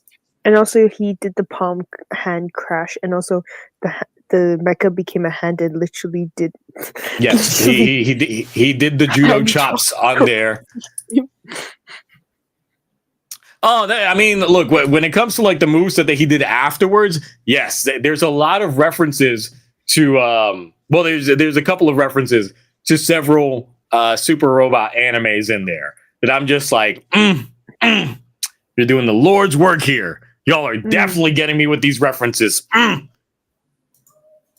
It's good stuff. It's good stuff that we are getting there. But then afterwards, after that whole sequence is done with the whole spin and just getting Fire Candle out of the way, then we get his transformation. Then he comes out. It was a little weird when he comes out of Tegasword and he's like falling down as he's doing the transformation and then goes up. Yeah, because he was the back scene was he was in the green screen and he was wired. Like you could tell. Wired suit and was just having to move like that. But I like the henshin sequence because I watched the henshin sequence video and I really am addicted with the clapping because actually the clapping for the Kuwagata Ozier, the silver Tegasword, is different to the golden Tegasword because for the silver one, you're just clapping on the on beat. So you're just only clapping once. But then in the Tegasword with the golden one, for the Gozyuger, they clap twice, then once, then twice again, then once. So it is different, which is a nice detail. Yeah, I never watched those transformation videos that they put out. No, I don't watch them either. So I'm oblivious to some of those factoids. But yes, the fight scene, boy, was that a fight scene. Like that was. You didn't mention about how the minions have champagne bottles. Look, the squirt. It's just like it's. This is an Inoue show, so I was already like, look, you had me at Inoue. It's just whether or not you can keep me. And Akiko's doing the Lord's work. She is doing the Lord's work with this. Definitely, the gags and everything are lining up to everything I wanted. So it's good stuff. I would say like several of the fun scenes when they capture him in the bell, and then we have that really cool running sequence inside of it, like them visuals looking hella nice. And not only that, but then of course we get the fighting game sequence with the combos. Then apparently Harada from Tekken commented going like, yeah, that's a Tekken combo. Ooh. And I'm just like, great. Now where's that game at? Like everything about this is just screaming, drop that video game. Where's that video game? Where's that Gozyuger fighting game? Yes. We ain't gonna get it. If Tekken team's involved, we ain't gonna get it. They slow. They take forever on a game. So yeah, we get a lot of really cool action sequences that yes, he does obviously end up winning at the end, and of course his call, his howl in the very beginning ended up reverberating with the other Gozyugers out there. But the main calling was at the end, because obviously he goes to talk to Nataya. And of course it's just like, yeah, it's like now I can do my thing out here. But the thing is, I ain't got no dream. He's like, what you mean you ain't got no dream? I got dreams. My wish is to be number one. You ain't got no dreams? So for that, we're going to have to fight. And that calls two of the other Gozyugers into it. And then we transition out. That was Peak. a pretty good first episode. I was just like, I was in it from beginning to end. I was invested. To be honest, it gives me a bit of reminiscence of Gavv's first episode, because Gavv's first episode, we get a lot of introduction to Shoma's character and just his personality. And then this one, we're getting personality and introduction to Hoeru's character. Because you know how like they sometimes throw you as in, okay, here's your red, here's the main star of the lead. We will throw in some like backstory to him. Yeah, here you go. Like they just... It's not as detailed, but then I think this one is very detailed and warming us up to Hoeru's character. So I like that. I like that a lot.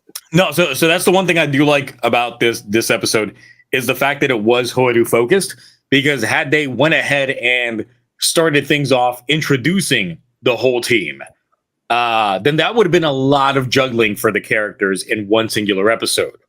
For Sentai, I think it's better to work your way through the team to like introduce them slowly, so you start building that dynamic and get to understand who these characters are. This episode worked in terms of understanding who Hoeru was and seeing how that dynamic is going to end up working with the rest of the team going forward on there. But overall, I thought the presentation was well. The hilarity was on point. The action was beyond my expectations. The lore bits, fantastic. The villains, completely charismatic and enjoyable. So yeah, it's just like, I'm just like, this is probably the best first episode I have seen in a long time. Wow.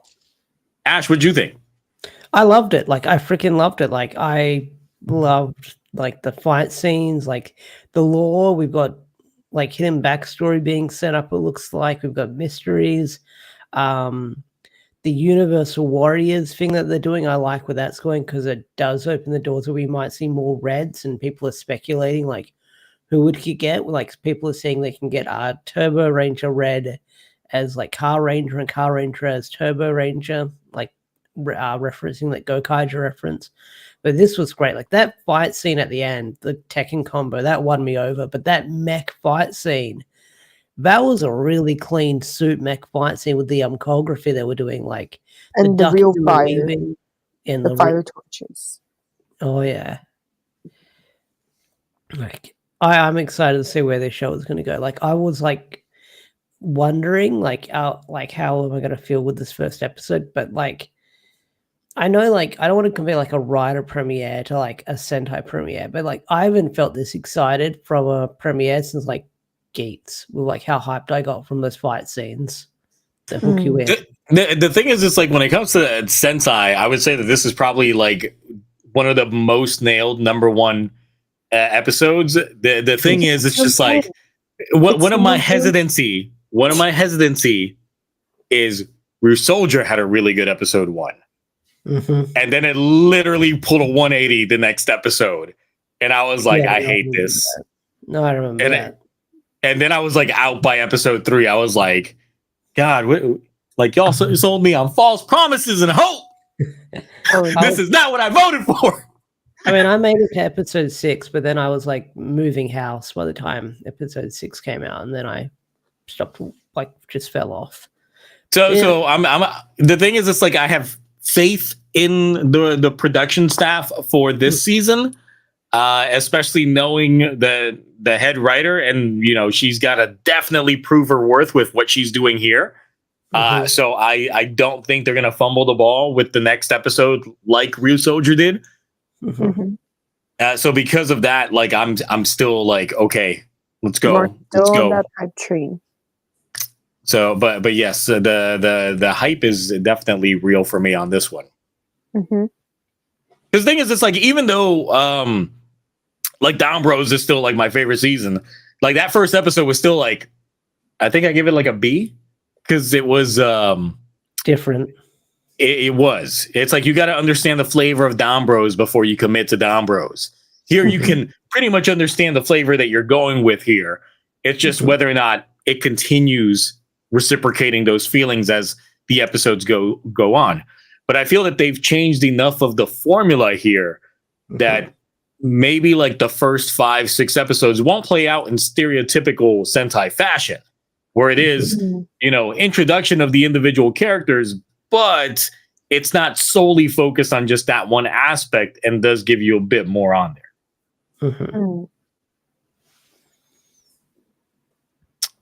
So any thoughts, speculations, any good stuff like that? I'm just what would you like seeing? What like, now that you know that the red's coming in here, like what is the red you want to see come back as a different red? Like in your personal list. June, I want Tokuger Ichigo, because I know he got like the last scene. He was able to be in the last scene, but I want him to act more, because I'm a sucker for actors. So I really like it when I see actors coming back to reprise their roles. So I want Shison Jun. Like, we need the big. Yeah, no. But the thing is, like, what red is he gonna be? Oh, that's so different. Because this is the thing for me. I feel like if you know some of the background of some of these actors, they sometimes audition for some roles but don't get it, but then they end up getting a role later on down the future. So that's why I'm like, Captain Marvelous originally auditioned for Shiba Takeru and Shinkenger, didn't get it. So I'm just like, if we can get Captain Marvelous as Shinken Red, like, I'm just like, this would be literally playing back a lot of these older references, and I'm just like, that's what I would want. That's one of the ones that I would definitely want. That'd be a deep cut. Yes. I'm trying to think, because I don't want to be like, Dino Ranger played this Dino Ranger, because I don't know like most of the lore and the backstory for some of the actors. Plus, I don't know what a lot of the actors are doing around this time. I'm trying to think, like, who can they bring back? Joe is currently Gira's actor is in a fireman drama, so I don't know. I don't think Gira's actor is going to be coming. I mean, it depends on how far into the future the scheduling ends up coming. But given the fact that he at least lent his voice to the character during the stage show in the presser, then that gives, there's a chance there. Yeah. Plus, we don't know how many episodes they were already filming up to a certain point. So he might have already filmed this thing when they did the crossover. Because remember, they had filmed King Oger versus, well, not King Oger, they did Boom Boomger, but he still would have ended up showing up for, like, there still would have been like some sort of crossover that they ended up pulling in there, because I don't think the King Ogers are done yet. Once again, like, how many Deca Rangers did we see after like the Kyoruja crossover? Because like Deca Yellow was in there, and then they did like 50. Oh, we have Sononi, Deca Pink. And then technically Deca Pink. But the thing is, it's like, if they're focusing on reds, I'm also wondering if in some like cameos we might not get like a red, but someone that was a different color in a different Sentai season, or even someone that is a Kamen Rider, but because they had auditioned for a Sentai role in the past and didn't get it, then they could. Yeah, because that's the thing. A lot of these actors have history of auditioning for roles in another series and not getting it, and this would be like their just desserts.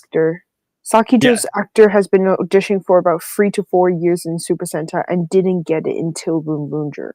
Now, imagine if Sakito becomes relevant in the show because he plays a different red. Sakito gets to be he gets to be Don Momo. He gets to be Don Momo. Or maybe even Ace. Ukyo Ace.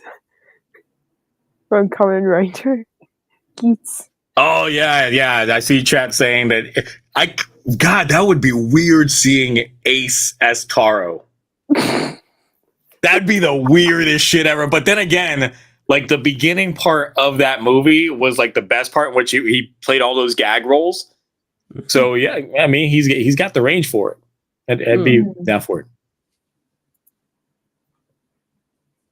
For other ones, I'm wondering if they will do deep cuts based off of like the head writers for the shows that they did. Because if we get like Taro's actors back, I'm wondering if he would come back as like Red Hulk from Jetman, because that would be the last show that Inoue did before Don Bros. Oh, okay. It's like all the way going back to Jetman, and that would be completely weird. But seeing like a straight laced Taro, that would be odd. It would be so weird. But technically, we'll be getting the preview of who would be the next Ranger. Like, once episode 2's out, then we'll get the preview of episode 3 of who the next Red would be, but maybe they wouldn't show the actor. So we're going to have to... Yes, I would think that they would do that, or they would do fake outs, because that's the thing. It's like, if they are playing with the fake out preview episodes like we got with Don Bros and what we're getting with Gavv from time to time, is that the previews psych you out, and Boom Boomger did this as well, where the previews psych you out and making you believe one thing, but then once you actually get the episode, it's completely different. So they might show you an actor, they might show you a red, and you're like, okay. And then you watch the episode, it's just like, none of that happened. None of that happened. So it's like I'm half expecting a lot of that going on. Is just the little fake outs that we get in there. And I know I guess one of the biggest ones that people have speculated or rumored is Pat Ranger and Lupin Ranger having a switcheroo. Oh my god, yes. Okay. Irie and Keiichiro. Oh, that would be cool. But then there's another rumor that they might end up doing reds that don't exist within the Sentai continuity whatsoever, or have like original reds. Oh, okay. Akiba Ranger? Akiba Ranger is the hope and the dream. Can Don Momotaro be like Akiba Ranger Red? That could work, but it would be definitely very awkward considering that they're kind of like, I guess, expression-wise similar, but the energy that they give are polar opposites. Okay. Like Taro's Alpha Chat.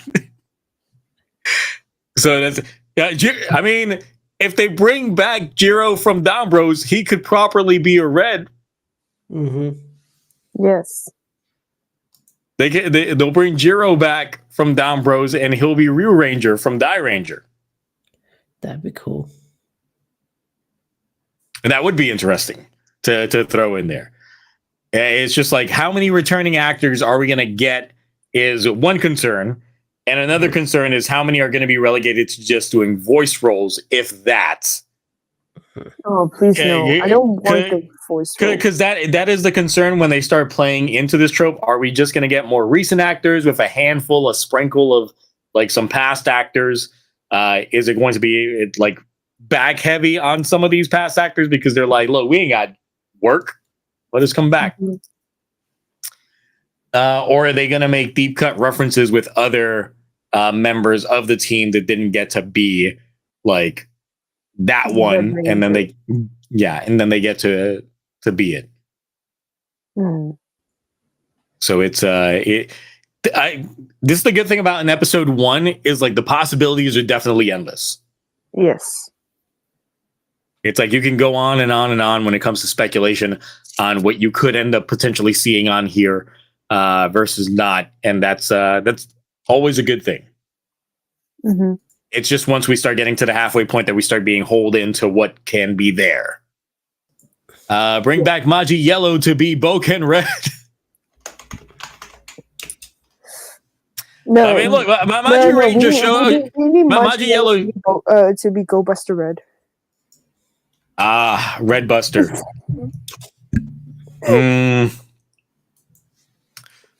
No, I mean, there was a red I could see Maji Yellow doing.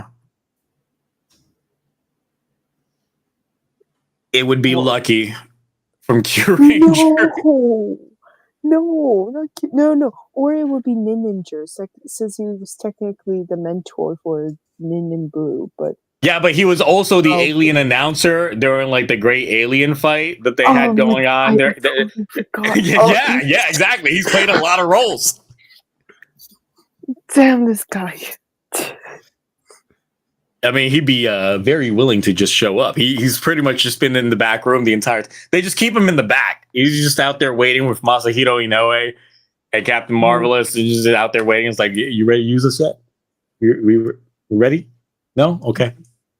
And then just back there playing dominoes. What if, since I see someone in the chat going crazy with this, what if they brought in a Power Rangers actor? I mean, it's been done before. Like Yoshi Sudaso, who played Dino Charge Blue, he was like an extra in Ninja one time. Yeah. I never caught that because obviously I was not watching. Well, I wasn't watching Power Rangers. I was watching the Ninja. Okay. Yeah, and then he was just there, and basically, our Ninja was just like, "Get to safety," and he was like, "Thank you very much." Does he say it in English or say it yes, in? he says it in English. All right. What Ranger would you like seeing come into this? What Power Ranger? Pie in the Sky Dream to come in, and what Sentai are they gonna play their like Sentai equivalent? Sentai equivalent. I want to see the Sentai equivalent. All right, who's coming back? I want Casey from Jungle Fury. I do want him, but I don't Jungle Fury stand. That's the one that you always bring up every time we talk some Power Rangers. Or SPD, or maybe even Beast Morphers.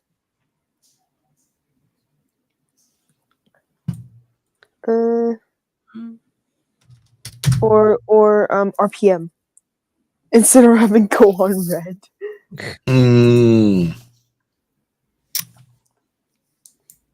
That's one that you know is definitely going to come back. Sosuke's actor is definitely coming back. Yeah, in the show. Yeah, Sosuke's actor is definitely. And the thing is, I think he also did audition for a role as well before. Ooh. I got to find out what it was that he had auditioned for. But I posted a link in the private chat of I saw it. You saw it, yeah. Let's see. It's time we do some research on all these actors. Yeah, that's the image.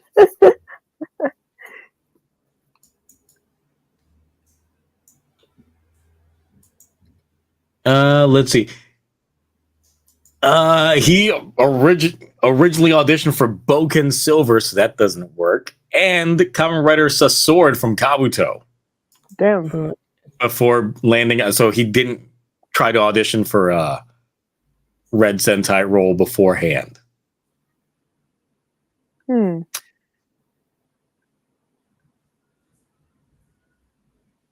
So, no idea.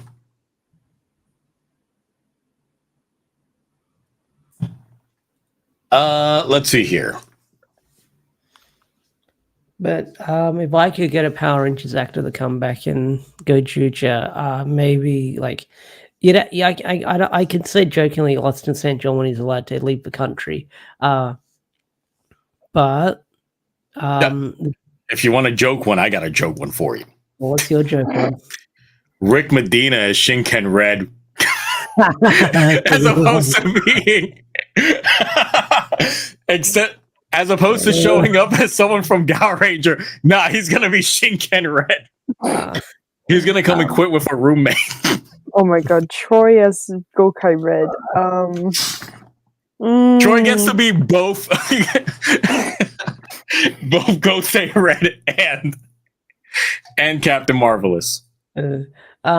I think RPM Yellow, like she's like pretty well known. She was in like iZombie and stuff like that as well. So she's you damn right she was. Yeah. That's how I discovered her. And then I was like, wait, she was in Power Rangers? And I was just like, they're not the same person. But different hairstyles, different hair length. A bit of makeup would just do that. Would just change them. Let me see. I see Troy as Gokai Red. Brody as Akka. Who's Brody? Brody from Ninja Steel, I think. Yeah, because they're saying as Akka Ninja.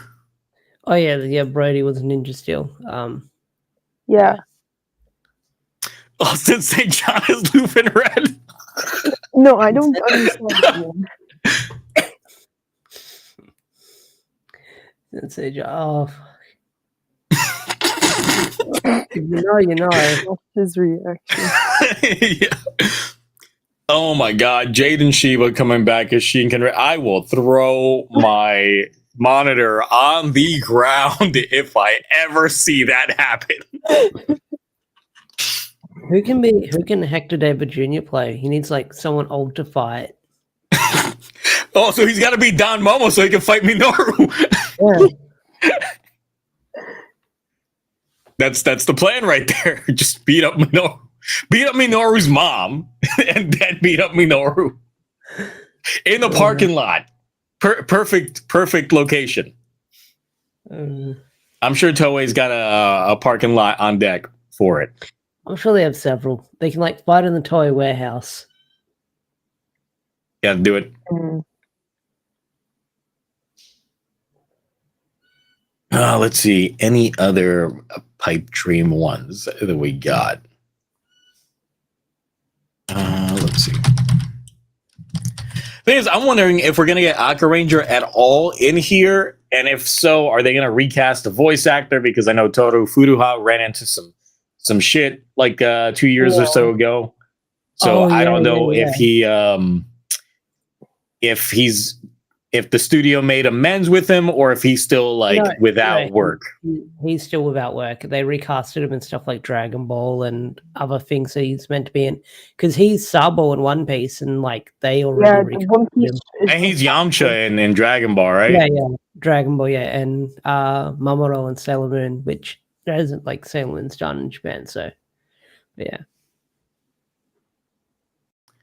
Then let's see who else. Let's see. Akka Red as Yamcha. Yeah, we're just gonna get a PNG of Yamcha show up. Actually, no, that would be great. They show Akka Red, but we don't hear him at all. But he's doing the Yamcha pose, like he's just in a crater. It's like, oh no, they got him, and then they just show him in a crater, just knocked out. I think that would be just desserts. I'd be fine with that. I'd be a little upset because the lore of Akka Red is dead, but I'd find the humor in seeing him in a crater doing the Yamcha pose. Yeah. Kamen fan said Gokai Silver as Lupin Red. No, Gokai Silver's out. Like he's out. He's out. That his actor. Unless they give him a suit and just record him from behind a jail cell. I mean, yeah, just no. Wasn't his whole thing impersonating an officer? So it should be. That's he should be Ichigo. Oh yeah, Patton Red. Yeah, you're Kamen fan. You got the joke wrong. But or as Deca Red. I mean, he could play like Gokai Silver could play like Lupin Ranger and Pato Red because he was like impersonating an officer and stealing from people. So he's a twofer. Yeah, he's a twofer. He's a double agent.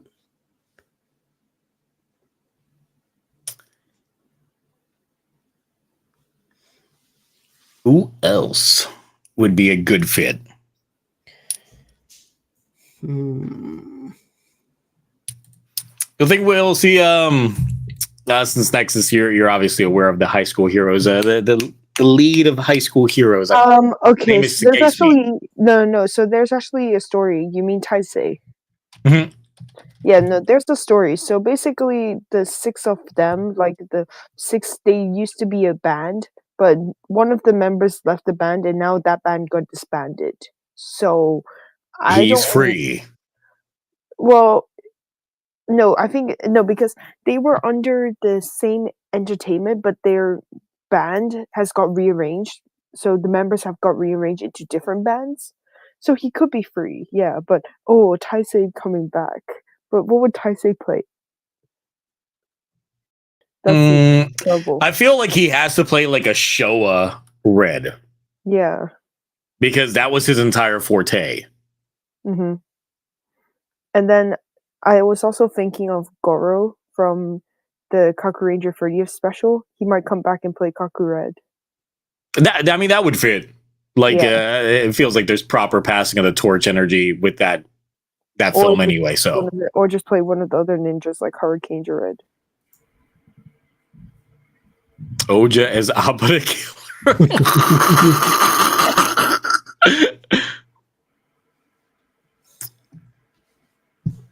Let's see.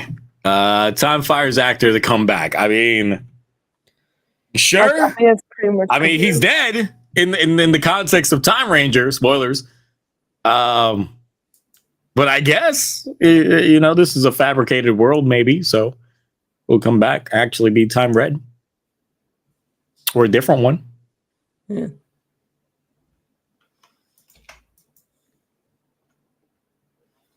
Speaking of Kirame Red, who would be a Kirame Red?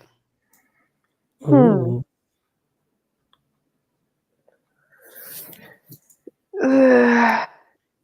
Kirame was all about, like, I would say Lucky, like Lucky's actor.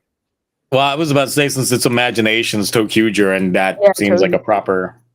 That's why I said that Tokyo Ichigo Shison could do Kirame, because I had the exact same thinking.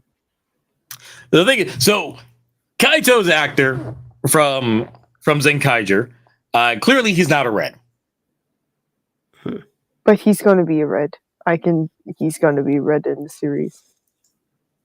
Is he going to finally be Zenkaiser Red? He's going to be Jurin. He's going to turn into Jurin. Well, that'd be weird, considering that's a sentient thing that he would be in. Yeah. That's true. And not even Bigly, just Smally. So he'd be smaller. Or basically Lakia's actor comes in. Because technically he's Kirame Silver, so he could come as Kirame Red. He could just be like, hey, I'm doing Gavv, but I'll pop in to do some Gozyuger. I mean, I'd be fine with Kaito coming back as Aka Ranger. Oh, yeah. I mean, he's technically anniversary guy. No, yeah, because like the first Aka Ranger, he's like pushing on like 80 now. How old is that actor? Let's see. Aka Red. Is it Aka Red or No, Aka Ranger is the one from the original Himitsu Sentai Go Ranger. Aka Red is the one that they introduced in Bokanger that's voiced by Toro Furuha. Oh yeah, I get them confused sometimes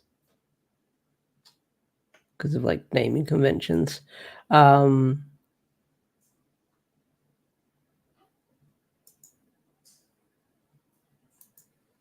mean, I would still want to see the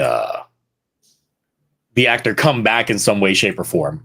Because obviously, April is the big anniversary, right? So that's when they're going to be doing the Aka Ranger. I mean, not the Aka Ranger, but the actual Go Ranger special. Yeah. Do you think we'll get a special? I would, yeah, but maybe within the context of the episode itself. Yeah, like a tribute episode. Which is probably why, of course, starting as early as they did, it gives them time to work through several episodes already introduced to team by the time they get to that episode to make it work. Mm-hmm. So they aren't like muscling through some stuff. So let's see. As first, Ray will become first Sentai. I mean, it's whatever. Let's see, different timeline. Well, it's the thing is, it's like we don't know exactly the context within this new world, whether or not it is properly a new timeline or it's a simulated reality in which like all the people are just there from the original timeline. But once again, that also would imply that, you know, every Sentai takes place within the same world and within so many anniversary seasons that gets broken up so many times and doesn't make sense in other aspects. And then it's other worlds. It's whatever. I just like, this is why I hate anniversary seasons in some aspects, because they kind of ruin the lore of the previous anniversary season. Mm-hmm. So yeah, it's still one of my biggest pain points that I have with any anniversary show, especially coming hot off the heels of the other anniversary show, which wasn't even 5 years ago, and the other anniversary show that also wasn't 5 years ago. Mm-hmm. All of the anniversary shows. Yep. So, yeah. So, anything else we got going on before we dip out for the evening? I think today is going to be an early one because not much is happening. Look, after this, I'm still editing Gozyuger, so I'm gonna eat some meat. I'm gonna pull some Horu and just eat some meat and get raring to go for some more editing. Hooray! And it's currently 4 a.m. for me, so I need to go to bed. British time. This is 4 a.m. That's nothing. It's something called I have uni life. So, yep. So you got no life. Got you. Okay. Wait, so uni on weekend? Pardon? Wait, you have university classes on the weekend or? No, because of family circumstances, I am behind on lectures, so I have to catch up on some lecture notes. Cool. Not me. I'll be playing pickleball in the morning. It's fun. Pickleball is fun. Yes. Try and do it every weekend. But my friends know about my family circumstances, so on Sunday when I go back, they're just like, okay, we are dragging you to a dessert shop, and you're bringing your Switch. We're going to play Mario Party, and you're just going to rest. And I was like, can I deny this invitation? And they were like, nope. In a dessert shop?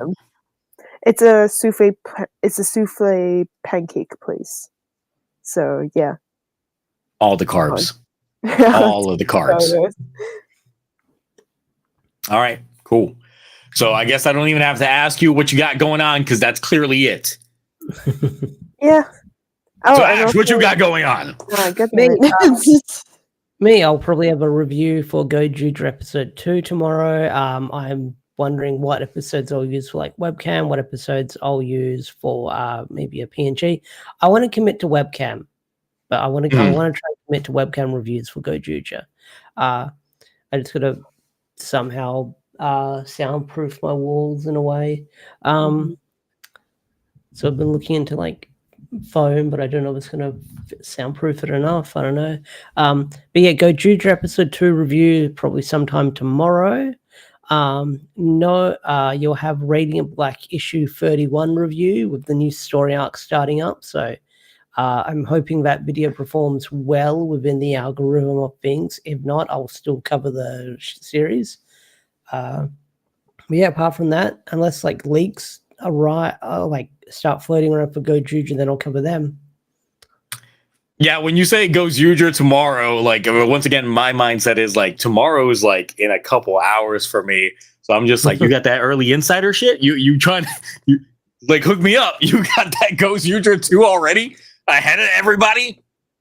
Like how? Exactly. He's in the future. Like In the how? future. No. But it's just because he's literally in Saturday, so he's talking about tomorrow, Sunday for him, Yeah. Mhm. Jeez. Yeah, that's why which when will I be probably in the afternoon. That's why when I message people, I say I won't be on today / tonight. Like, I have to do like your time zone, my time zone. Yeah. But yeah. You could always just make a VTuber model and then do reviews doing a VTuber model.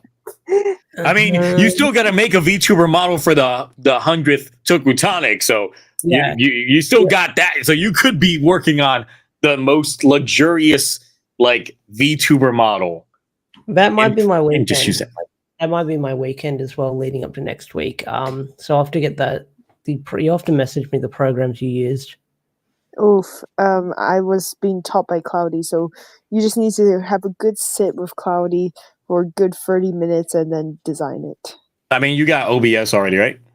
Yeah, of course. Yeah, that's how I Yes, make we my just need okay. the application. Yeah. Then everything else is kind of like cake from there. Mhm. So, Cool.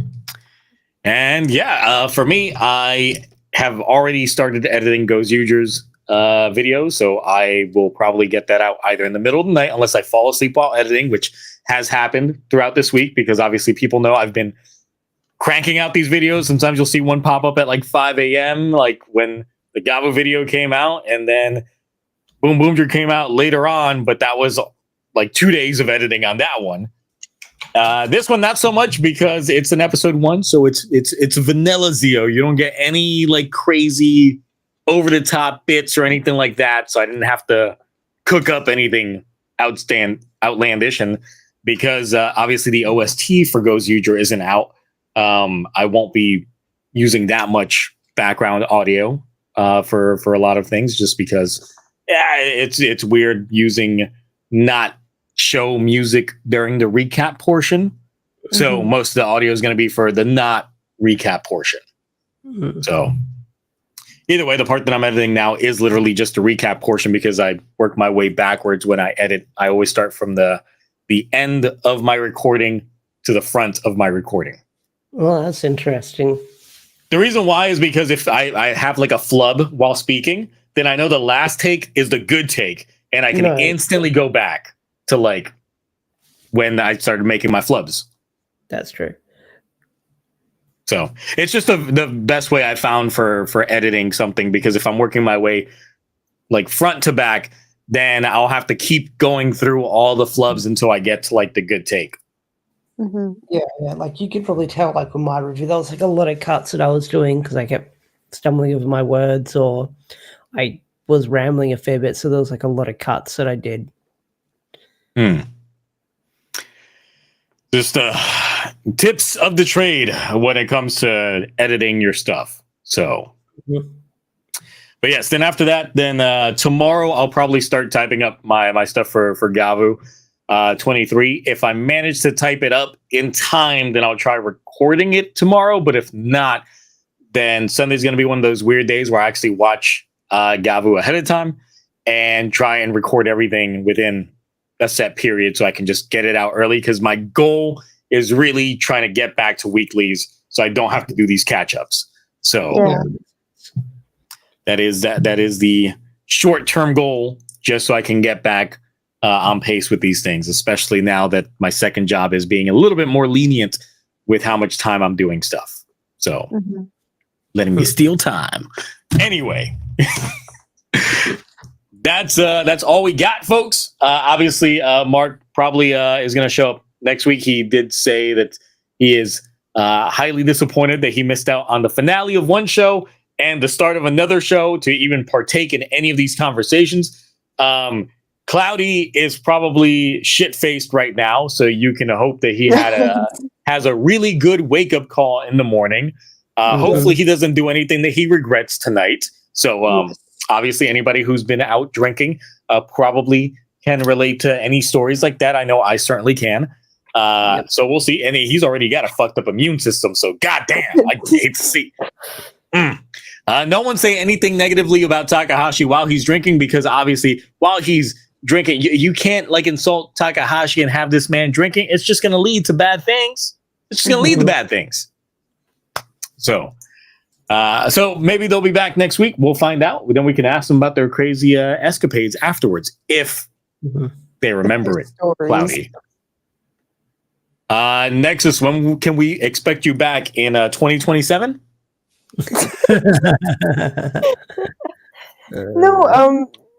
No, I can if I'm needed. If I'm needed to replace Cloudy, then yeah, I'll come and drop by. I don't believe you. Okay, but sure. God damn you.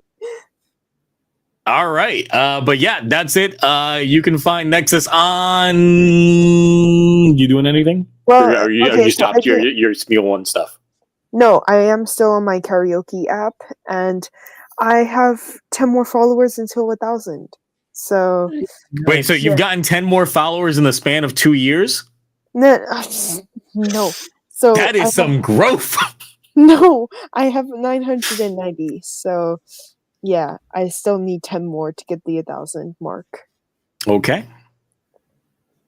All right. And of course, people know where to find Ash, the Oxy 360 on YouTube. He's on the Xers, the Twitters, the TikTokers, that stuff, working on them shorts and stuff.